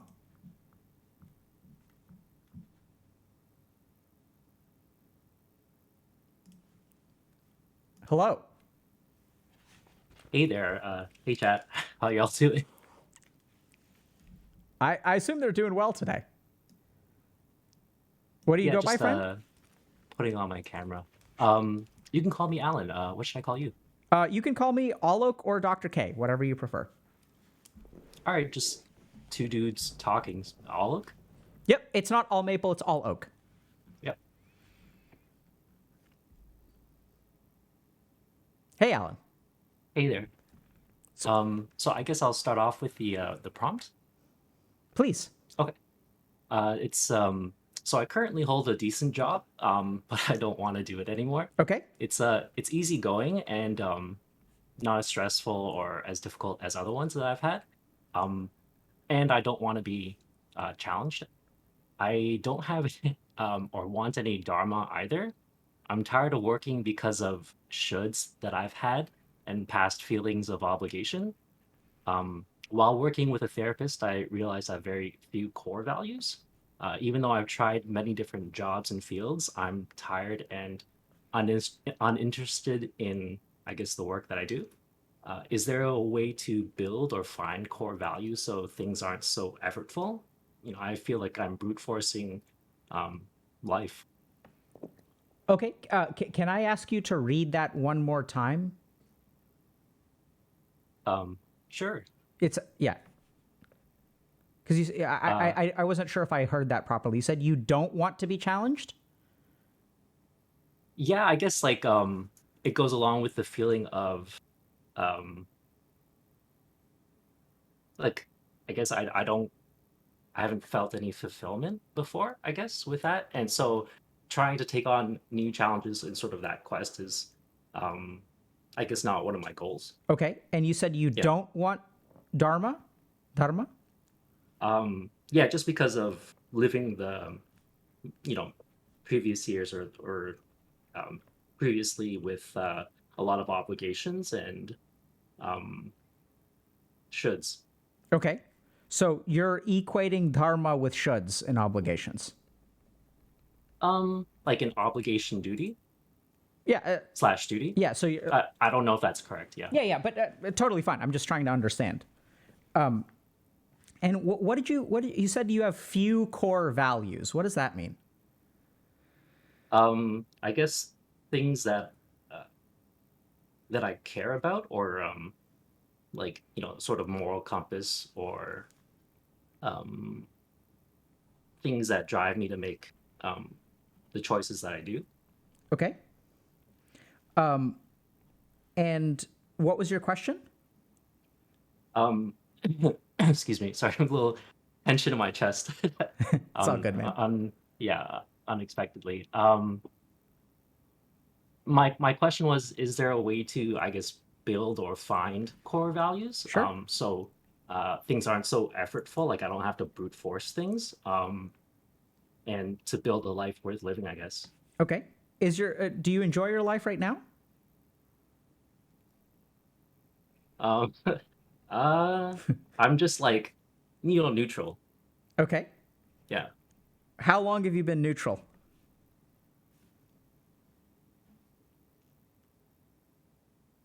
Sorry, just thinking. Take your time. I guess more recently, before it was going pretty badly. Okay. It's thanks to the work that you and the team have put in, and I guess myself as well, that it's sort of gotten too neutral. Your recent sort of lecture on um, living life with shoulds or obligations is going from like -10 to 0. And I was like, oh, like that makes a lot of sense. Like I I didn't think about it that way before, and I was like, oh, that's why it's so um, unfulfilling or unsatisfying. Okay. Good. I'm glad that was helpful to you, and I think you probably put in most of the work, Alan. So let's try to understand help me understand the difference between when your life was bad and when it's neutral now. Like, what's the difference? Um, so still feeling that tension. Um. I guess I'm employed full time. Okay. Um, it's actually the highest paying job that I've had so far in my professional career. Strong work. Thank you. It's I guess a lot less stress, and there's no like scope creep, I guess. Nice. Yeah. So it's manageable that way, and it's very flexible. I guess I can determine my own schedule, which is nice because early mornings aren't so great for me. So I guess I missed that time to meditate, but I do it at dusk. Okay, awesome. Can I think for a second, Alan? Sure, please.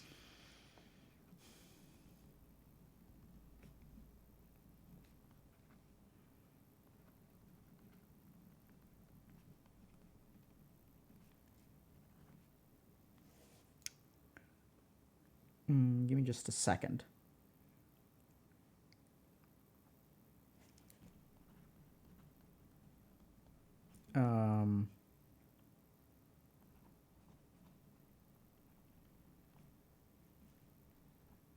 Have you felt like really proud or happy at some point in your life that you can recall?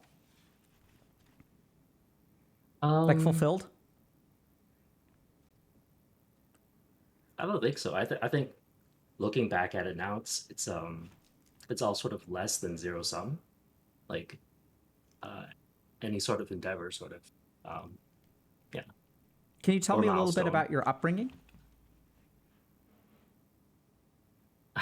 Where to start? Yeah, it is, sorry, can you give me some direction about where to Sure. start? So with tell that? me a little bit about what your home environment was like, where you grew up, what your parents or siblings were like, what was expected of you. Um, yeah. So, from what I guess what I remember, my, uh, yeah, there's just so much. Sorry, 1 second. Sure.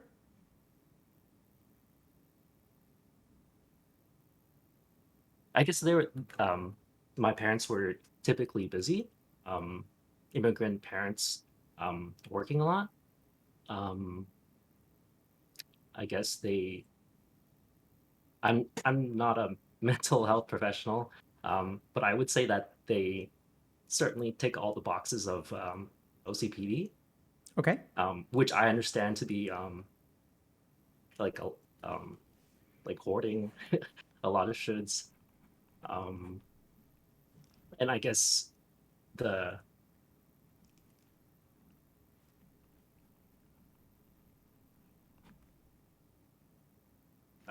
Yeah. it's weird.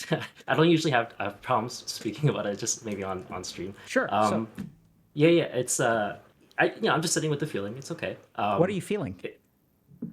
Tension, I guess. Okay. Like, What do you think increasing is tension? increasing tension? Oh shit. Yeah.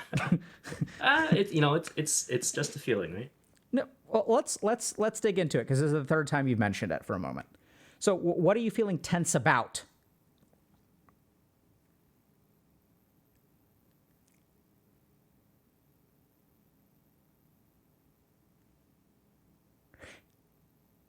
And I can help you with this.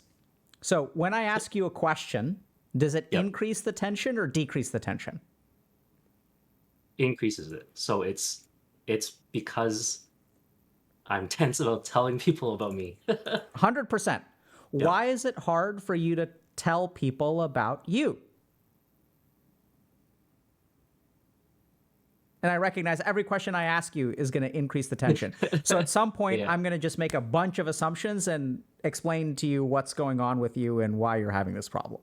But we're going to try to help you get there so that at least confirm for me that I'm on the right track. But if it gets hard for you and you just want an explanation and you want to give me a yes or no, whether that resonates with you or not, you can let me know.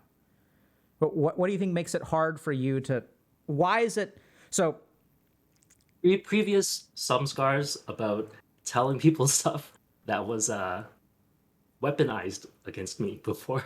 good. Okay. So share with us what happened when you told people stuff. If you're comfortable sharing a specific scenario, that would illustrate things, but you don't necessarily have to. You can be vague about it or specific.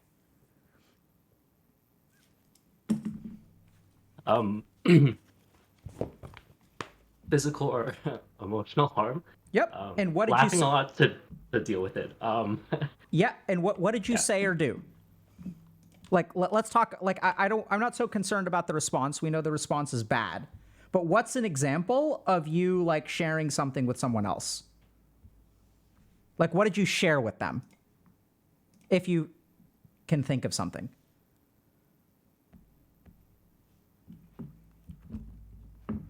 Yeah, I can. So, the, gosh, I've written this so many times, and this is not even related to career, or exposure therapy. So I I guess like from some time between 5 to 10 or something. I told my mom that I guess like I had bump on my hand, like my palm, and I guess it was a wart. I'm not sure what it was. And I guess instead of like putting on like medication or bringing me to the doctor or whatever, she ooh, I this is I've said this so many times too. Um, she cut it off with a pair of scissors,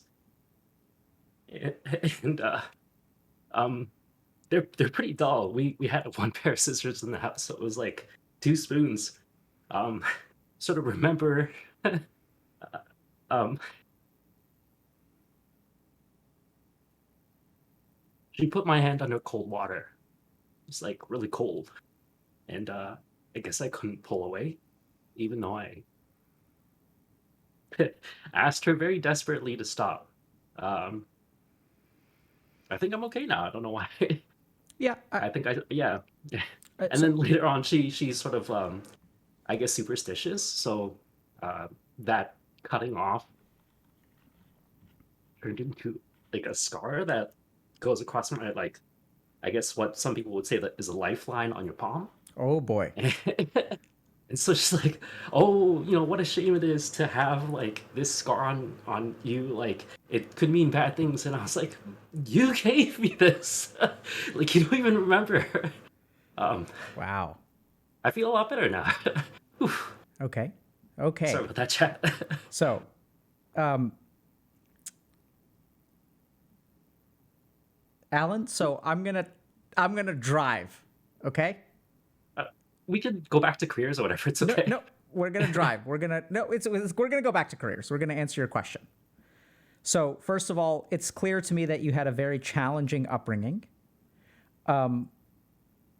Can I ask you just one more question? So when you say that you're not a therapist, but you think that you grew up in a household with OCPD, can you tell me what features? What do you mean by OCPD, and what features are you talking about? Like what? If you feel comfortable answering that. If not, I can just take over. Yeah, it's okay. I feel a lot better now. Okay, good. So lots of shoulds that they felt is like is the correct way to do whatever or think of whatever, and sort of that would be their sword and shield. Hoarding. So kind of What like else? my way or the highway, right? Yeah, Like- growing up was like walking around landmines with my sisters too because they're older. Yep. And okay, I mean, not perfect. That's awful. I'm not going to ask you. You may have mentioned this, but I think it's not a bad idea to seek some or get evaluated and maybe consider seeing a therapist, especially around trauma-related issues. I am. Okay, I think Currently. that'll help you a lot. But what we can actually do is try to understand this. So I'm going to start talking, all right? Let me just make sure that I'm doing this properly. I'm going to share this. You see this? Okay. And Alan, if this is not what you find helpful or you're disappointed in what I'm about to share with you, please let me know and I'm happy to try to do a better job. Okay? So here's Alan.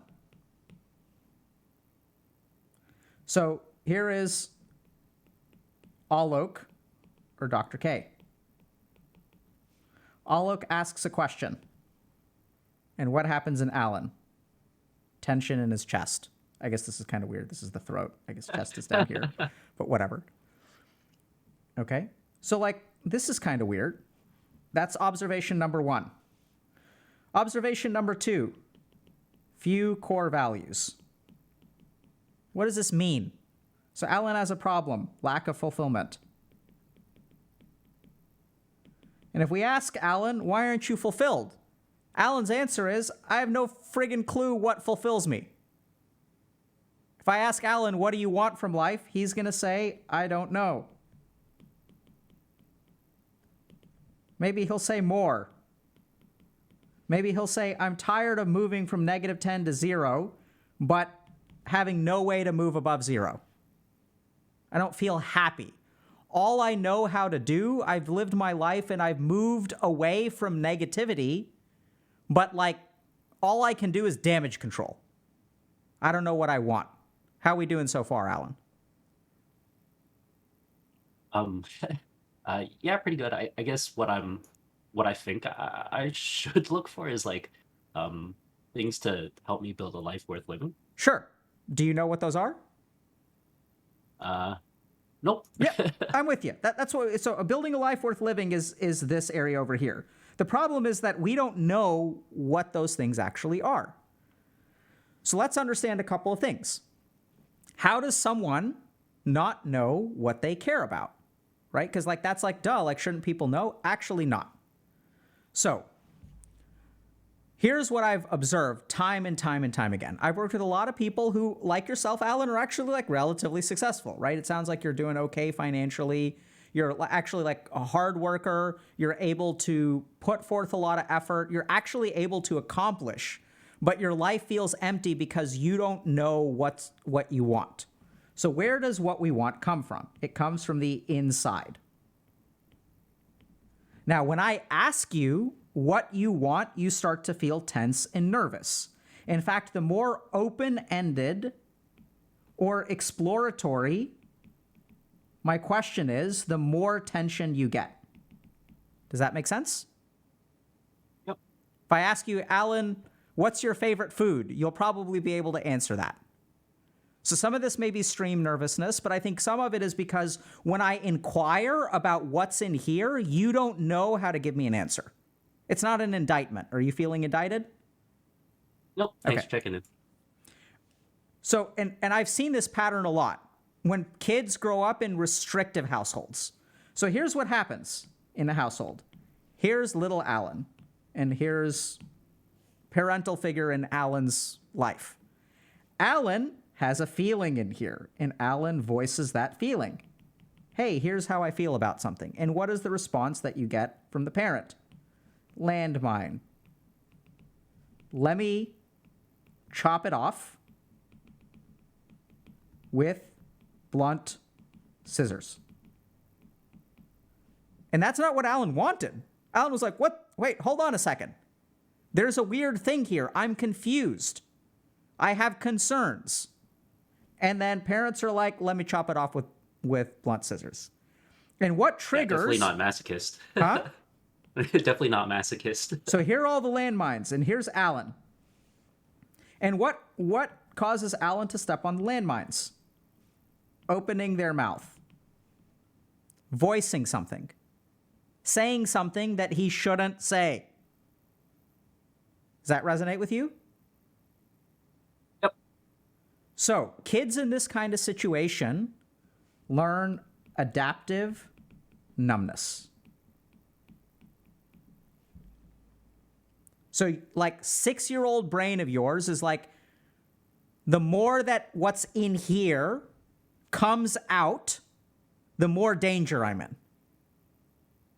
People don't listen to me. They don't care about what I say. And furthermore, it's not that just that they don't care, it's that when I open my mouth, like, bro, this is traumatic. Like, straight up. Right? I'm not diagnosing you with anything. I'm saying, as an experience, this sounds awful. And what do you think a child in that situation learns? To keep their mouth shut, to not ask for help. How does a 6-year-old learn to keep their mouth shut? Because a 6-year-old can't tell the difference or doesn't know how to have a thought and restrict a thought. Does that make sense? Sorry, what do you mean by restricting thoughts? So, like, a 6-year-old doesn't have the wherewithal to be thinking one thing and not say it. Okay. Does it- So Yep. Right? So like we learn things like guile and self-regulation like later in life. And so what happens with kids who are in this situation is they just shut off all internal signals and you become a robot. I'm going to do what they tell me to do. This is the strategy for survival. Obey orders. Don't think. Don't feel. Because when you do these things, landmine. Landmine. With me? Yep. Resonating? Yep. I think I became quiet pretty early on, with not voicing my thoughts. Yep. Right. So I think basically what we're kind of dealing with here is a situation where you don't know what you want, you don't know how to find your core values because you've actually adapted to getting rid of your core values. That was a survival strategy for you. What do you think about that? I think I still have some. Yeah. I'm like, yeah. Yeah, you still have some, for sure. But your question was, how do I find more core values, right? Or yeah, build them or Yeah. adopt them. Yeah. So, and I think very practically, I think it's like, I know it's going to sound kind of weird, but it's like paying attention to yourself. And like that your question may be like, how do I do that? But it's sort of like asking, like, and I think it's kind of weird, but I've seen this a lot, especially in kids who grew up in what I would call very restrictive households, where like their thoughts and feelings were actively punished. Like when I display what's in here, I get punished for it. So whether you fall into this pattern 100% or not, we're not really sure. I'm just sharing with you an observation that I've made with a lot of people. That people who feel like I don't know what I want or don't have values and like are trying to figure out how to move towards a positive direction, but like your compass only points away from the negative. It never points to the positive. And these are people whose like desires and goals and the things that their values have been suppressed, usually as kids. So parents who are very, very restrictive, like, we don't care what you want. It's not about what makes you happy. It's about what makes you successful. And it sounds like in your situation, like it was actually quite extreme in terms of like even what you described as like OCPD and like, you know, like a lot of like weird beliefs and hoarding and stuff like that. So I don't know how to say this, Alan, but it's like Alan was not given a space to develop as a human being when you were growing up. When we think about a human being who has thoughts and feelings and goals and cares and dreams, like I wouldn't be surprised if you don't have dreams. Like I don't mean while you sleep. I mean like you don't. That's true. Right? Which is a weird. Yeah, on the money. Huh? Yeah, on the money. Right? Like you don't like people like, oh, I wish I'd want nothing more than to do this and do this and do this and do this. And you're like sitting there and you're like, I get nothing like that internally. So sometimes when people grow up like this, they've forgotten how to dream, or they've actually like extinguished their ability to dream. Think about it as, oh, sorry, go ahead. Yeah, go ahead. Yeah, I just sort of think about it as like, you know, we're all we're all on our own ships, whatever, or boats. And I got like a rowboat, and I'm rowing by hand, and I guess I don't have a compass or like a map. And it seems like other people do, and it's like, oh, okay, like, but I'm just rowing off into the distance, like I don't know what to do. Yeah, that sounds terrifying, Alan. It sounds. I'm getting a vision of a guy alone in a rowboat with open ocean in every direction and no idea where safe harbor is. No idea how long you're going to last. No idea if you're going to survive. And it's just like endless effort. Like you're rowing and rowing and rowing, but to where? You feel every single stroke of the oars. You feel what you pay day in and day out, but you never get anywhere with it. It feels isolating to me. It feels exhausting to me. And by the way, beautiful imagery on your part. Very well done. Right? Because now you're listening to you. Do you get that? I think like what I've been trying to do is, I guess, do more of that self-exploration and listening, and I guess trying to do stuff. My therapist has told me to sort of pursue intellectual curiosity. Good. The problem is I'm not really intellectually interested in much. Like I'll randomly click on things like, I don't know, like YouTube or Wikipedia. I'll say yes if friends suggest to do something new or whatever. New to me at least. And I guess I have plans for more. It's just, you know, I don't know what to make of it. And I guess what parts I'm supposed to pay attention to is sort of confusing because I'm just trying to pay attention to everything. Okay, so let me give you some. Well said. So I think I'm glad you're working with a therapist. It sounds like your therapist is helping you, and I'd recommend continuing working with them. Here are a couple things that I found is useful for people like you, okay?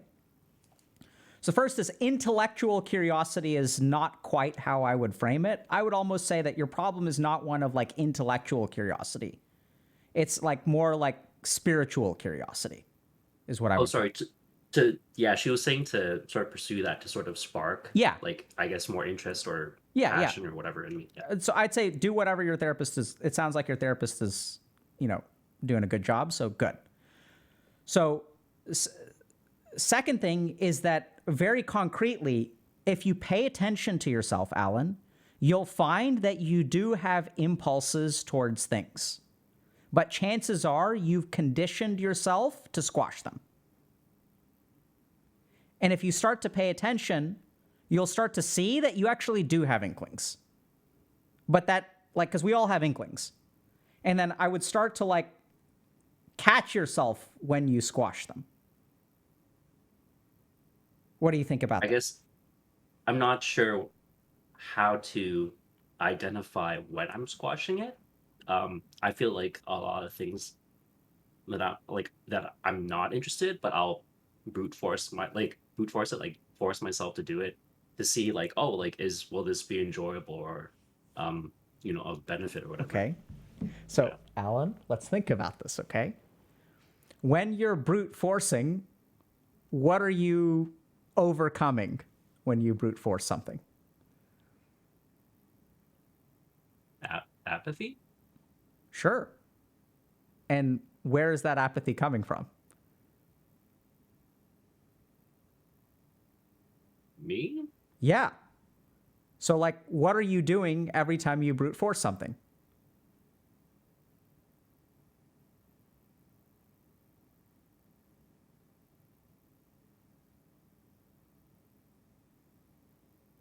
Frozen?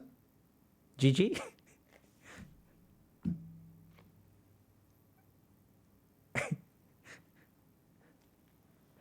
Okay, well, that was fun while it lasted.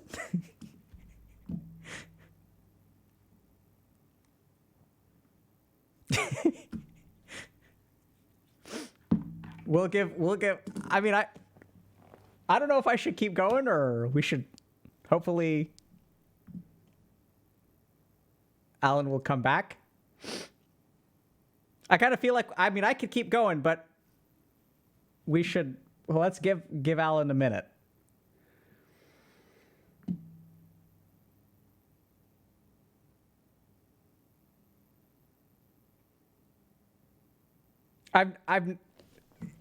It's clear that y'all get it. So we'll give Alan literally we'll give him one more minute and then we'll just keep going.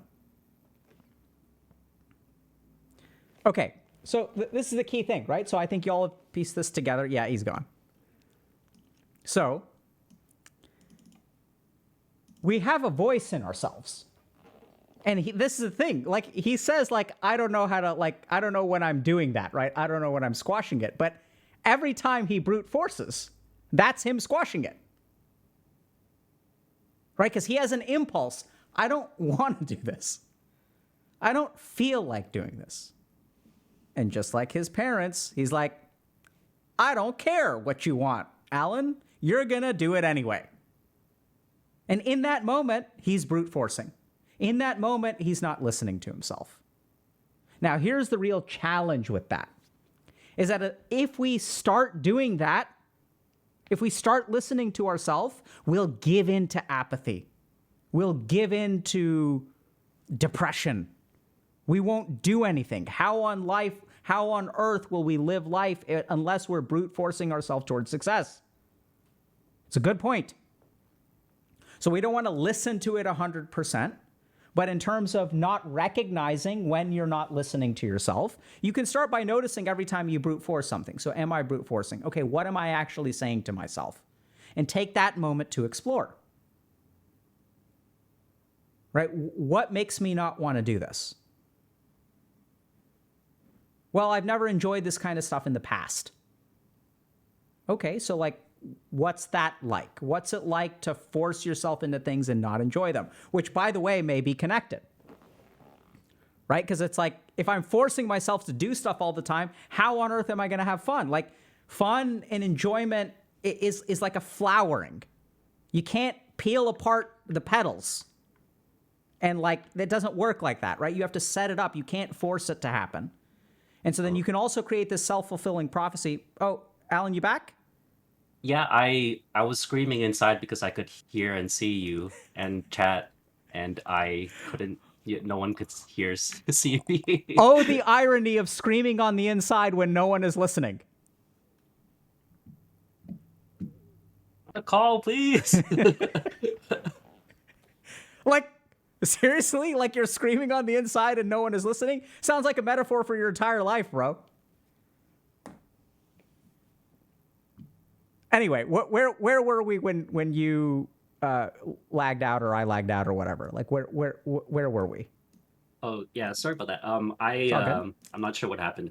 I was asking, what do I pay attention to? Like, am I paying attention to everything, or like, like I'm, with like, I guess before there was like a lot of alexithymia, but I feel that I'm more aware of, physical sensations, like emotion, the difference between thoughts and emotions. Good. Specifically, like a lot of work towards like cognitive diffusion.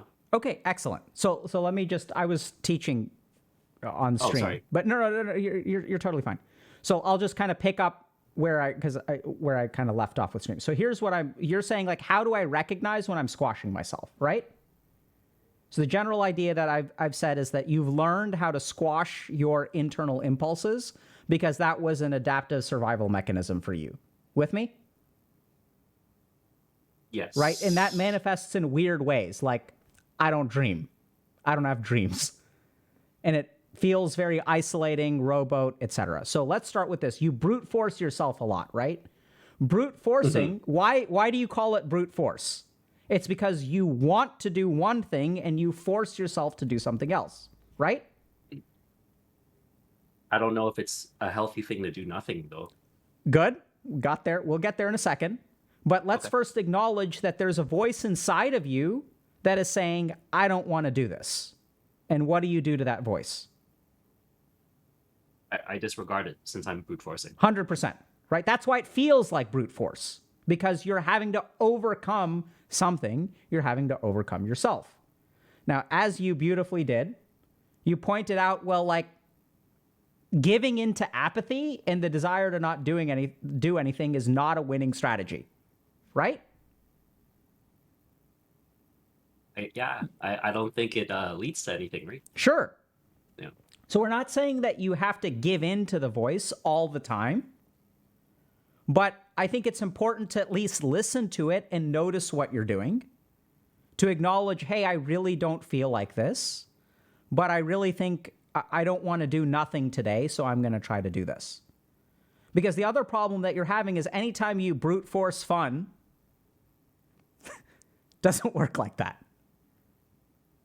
Right? Like, you can't brute force enjoyment or fulfillment. In fact, the very opposite. The action of brute forcing will take it away. And this is going to be kind of a random analogy, but I've worked with people who were unsure of their sexuality. And they tried so hard to have sex with a particular group of people because they heard that this is supposed to be fun. And the harder they tried, the less fun it became. So, like, I think sex is a good example of if you're trying really, really, really hard, you're never going to have fun. And I just use that as an example, you know, because I think that's true of all kinds of things. It's like, I personally tried to love roller coasters, and I just don't like roller coasters. I just detest the feelings. And so your first question was, okay, how do I know when I'm squashing myself? You pay attention to this process. Every time you brute force, you're going to pay attention to it. You're going to learn. Oh, here it is again. Then something interesting is going to happen. That's step number 1. Step number 2 is once you know what squashing yourself is like, then you will start to realize that you're not just squashing negative feelings. You're not just squashing apathy.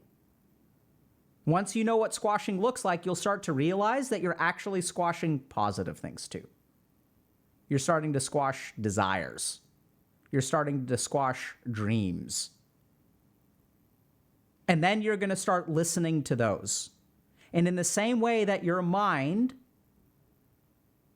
convinces you that squashing is the right strategy, right? Because if I tell you, oh, listen to your apathy, you're like, no, that's a bad strategy. That's going to lead to failure.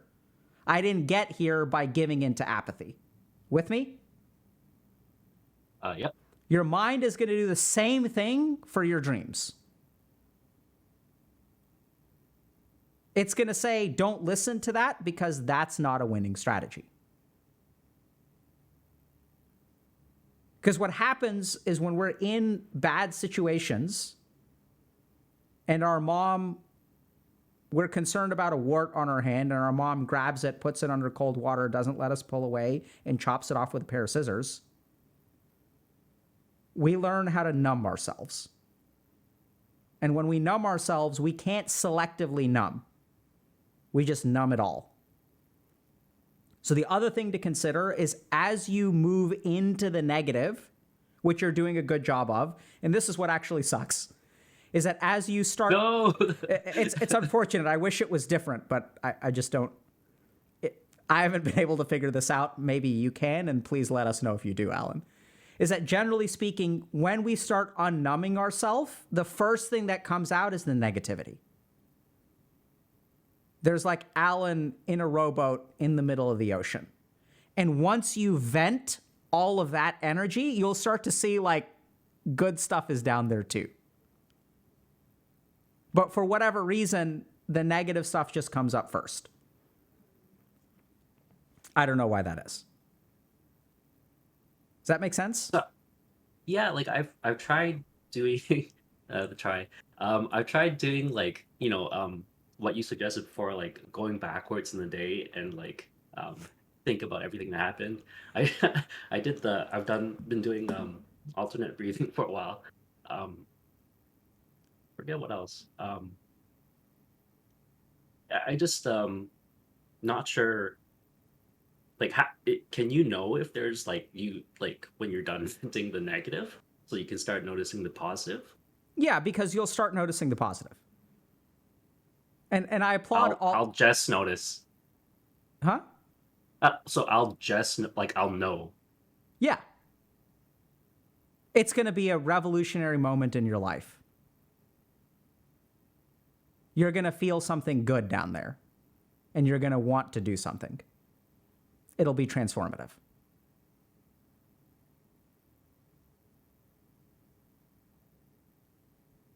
Okay. Just yeah. I'm not. Yeah. I mean, it's just I'm looking at the ocean and I'm like, okay, let's just keep rowing the boat. Yeah, I mean, I heard you like I've done this meditation practice, I've done that meditation practice, and inside I was like, there's Alan rowing, doing everything right. Moving towards that freedom. Like you're Alan, you're working so hard, bro.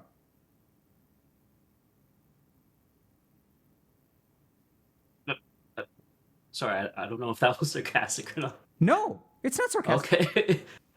It was just the tone. I was like, okay, yeah.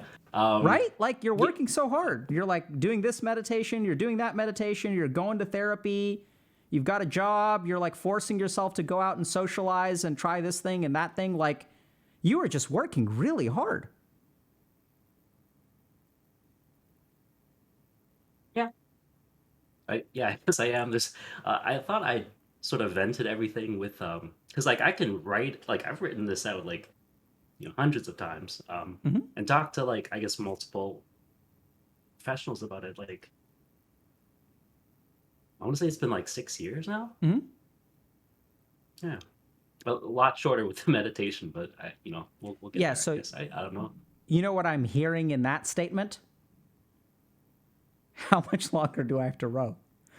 Yeah, it'd be nice to know, I guess. And if you don't have an answer, that's okay. Like No, I you I mean, I have can't- answers. I just think they're hard. So I do think the best answer that I have is that, like I said, you need to really pay attention to the way that you squash your internal voice. Because I think the problem is that, not that you've been rowing in a wrong direction, but that will actually very concretely, from almost like a yogic perspective on the mind, will like help you uncover the positive. Because you send yourself signals all the time, and you just ignore them. Or not just ignore them, you actively squash them. And part of that is because of the benefit. So you've got to start listening to that part of yourself. And that doesn't mean giving in all the time. But what I would say is, like, very concretely, if I told you, Alan, okay, so here, I'm going to give you a concrete thing, okay? I'm going to teach you some kind of meditation. And I'm going to tell you that if you do this meditation every single day, you will be better. And then what I really want you to do is skip that meditation from time to time.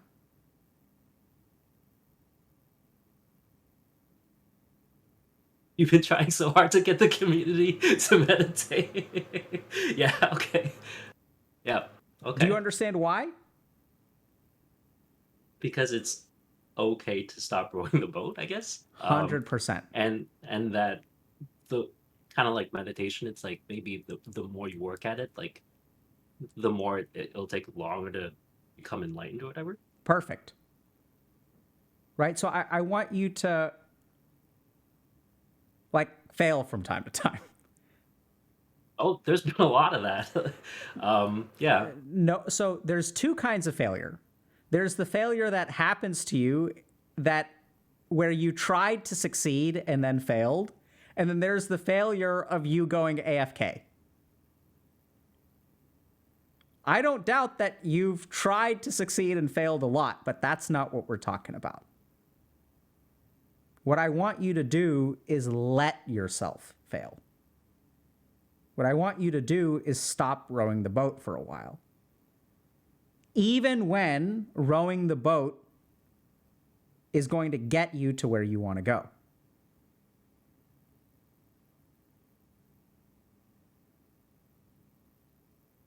You need to give yourself permission to listen to that voice.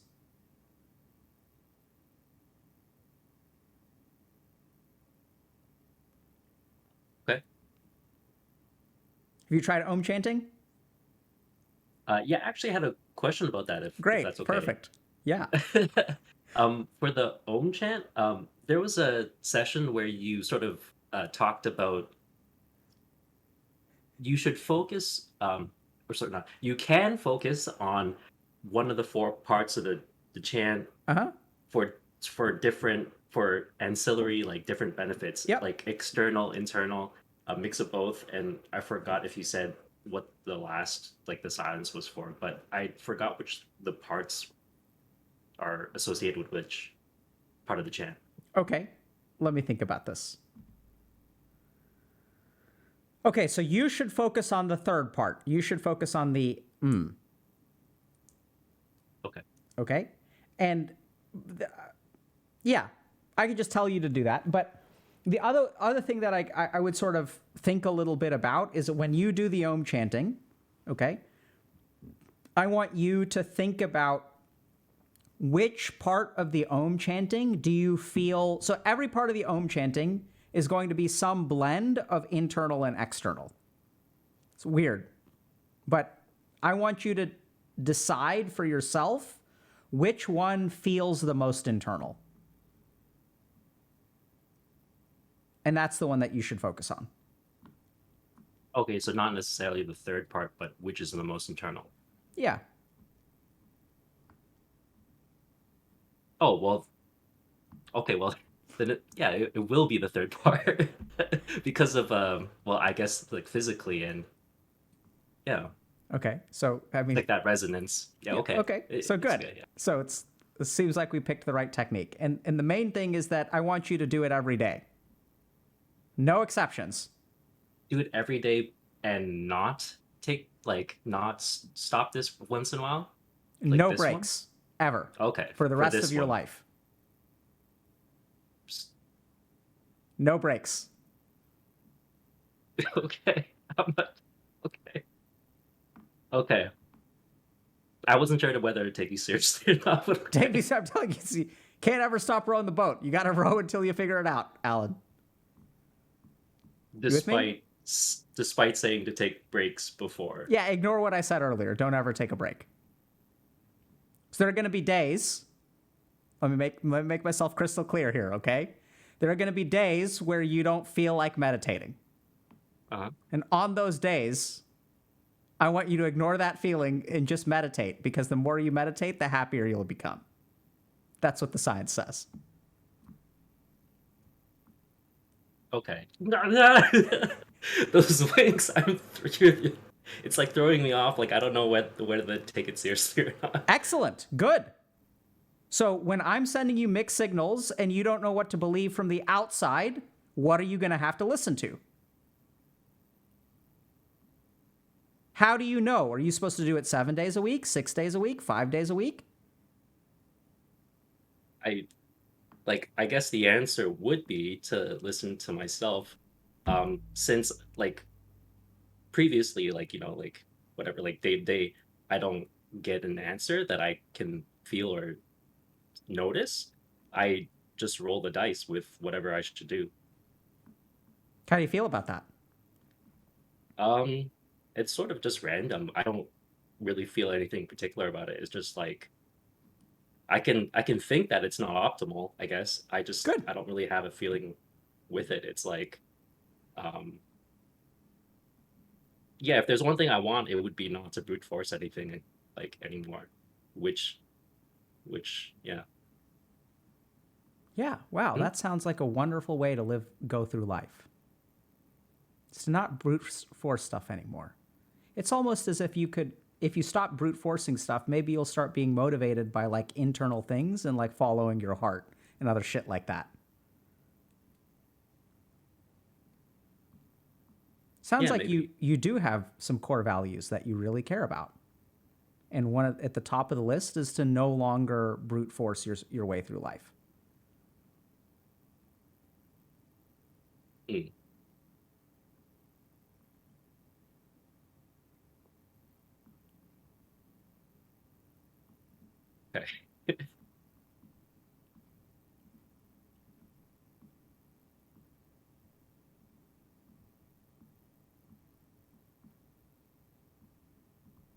Okay. So concretely, Nope. do the Om chanting, concentrate on the part that feels most internal to me. Sure. Wink, wink. Were there other takeaways or things that you said that I missed? Sure. So remember, the first thing is to pay attention. So first of all, Alan, how do you feel right now?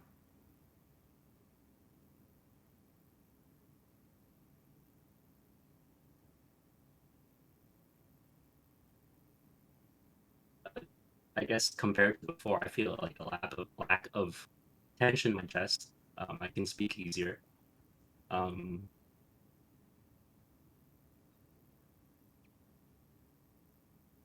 You seem Confusion, I guess. you seem like you feel good. I'm not trying to put words in your mouth, but just what I feel from you feels better. Than before, or just in general?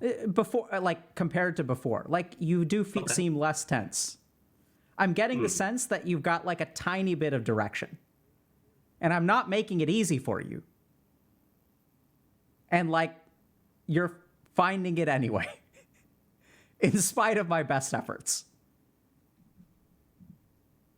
That's what I'm getting from you. That maybe, I think it's also possible you're more confused. I think that I don't recognize what you say I found. Yeah, that's okay. Finding a little bit. Yeah, I think there's going to be some confusion there, which is fine. So it's okay. So one thing I want to say is I think you're doing it right, even if it's confusing. That's good because this is going to be unfamiliar territory. And in terms of concrete stuff, which I want my level best not to give you anything at this point, but we're going to try to help you out a little bit.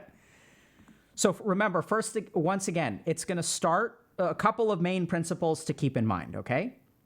Number one, the reason that you have no dreams is because you learned how to not have them. Nothing's wrong with you. This is an adaptation. You've squashed your internal voice. Because I'm sure that there were times when you were growing up when you wanted stuff, right? Like presents and toys and things like that. And when you wanted stuff and you told your parents, what happened? Violence. So if you had said they gave it to me, then everything that I've said would have come tumbling down possibly. But like, I mean, seriously, right? So like, how the fuck do you think that a child learns to forget what they want? It's when they express a want and they're met with violence. Like, no wonder you have no idea what you want. You get that?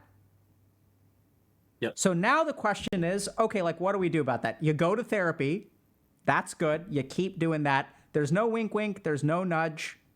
That you actually keep doing, okay? Thanks for clarity. Other things that no wink, wink, no nudge. So understand that you're going to have a voice in here, and it's been an adaptive survival mechanism for you to squash that voice. Okay? And when this is also where like you've said, okay, I've journaled this 500 times. Every time I bring it up, I still start crying. Yeah, that's because... When talking with people, sure. Like by myself, it's okay. Yeah. So this is where, like, I think that makes sense too. And what I want you to understand is that every day of your life, a little bit of hurt piled up. And so 6 years just hasn't been enough time to vent all of the hurt that has piled up. Okay? It'll stop at some point. But we still got a ways to go. So pay attention to brute forcing, because that's a sign of you overcoming something within yourself. Once you recognize, once you pay attention to that over and over and over again, you will, I don't know how to say this, but what you're overcoming, there's a negative voice within you and you're overcoming it with like a positive goal. Does that make sense? I don't feel like doing this, but I should. Yeah. Negative emotion, overcoming the negative emotion.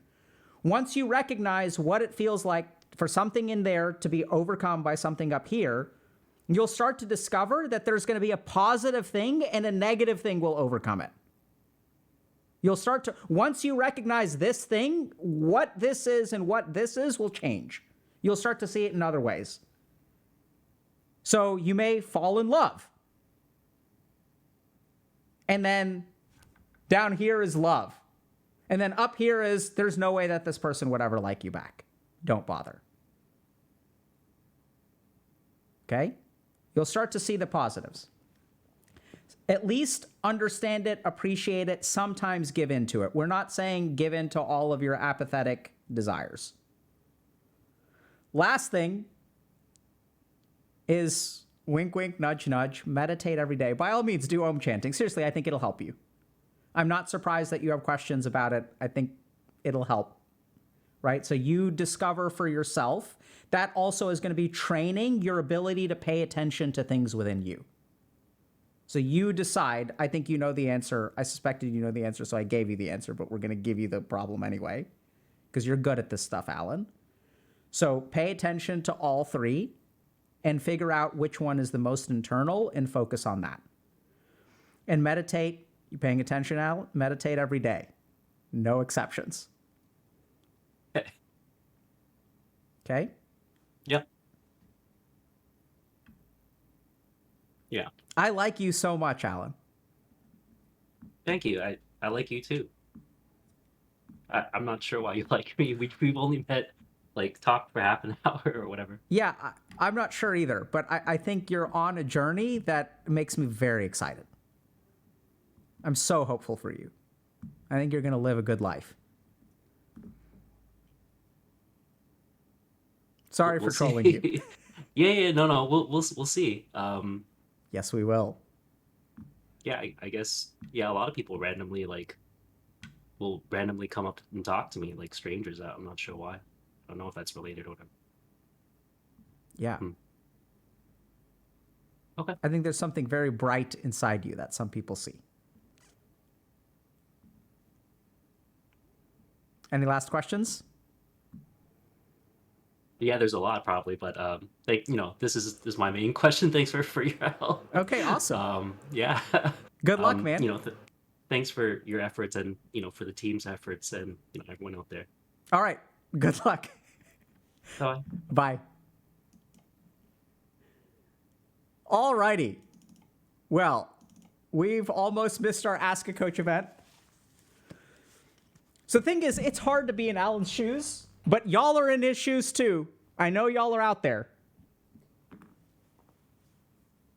It's easy to see. It's so easy to see from the outside.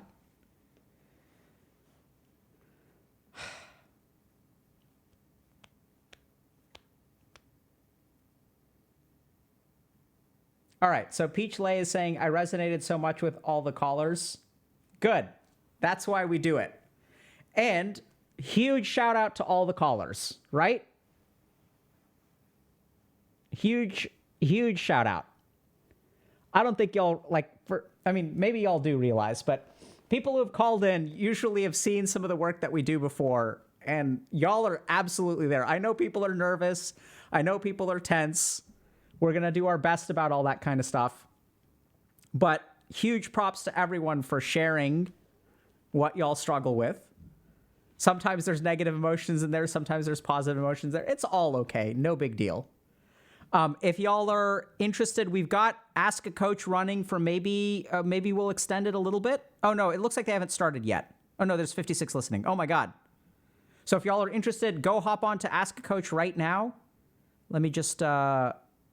I can't go myself, but log on to our Discord. Here's the Ask a Coach channel, so check that out.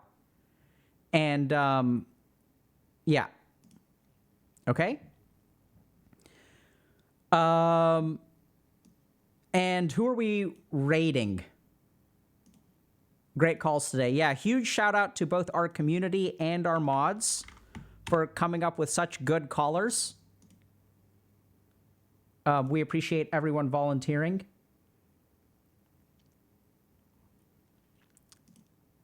And, okay, I'm seeing all kinds of Sear, Dr. Smooth, Dodno. Oh. Okay. Bob Ross. Director F. Hrot. What is HROT? Dendy. Who do y'all think? Like, who's the right? Okay, we can Canute. Okay, we can raid Canute. I feel like we raid too many Dota streamers, so we're gonna raid Canute. I don't know what he's doing, but let's send Canute some love. Let's exercise a little bit, chat. After this mental exercise, let's do some physical exercise. What do y'all say? All right, take care, y'all. We'll see y'all. Actually, we may be taking next Monday off. I don't remember. But yeah, stay tuned. Hope this was helpful, and have a good weekend.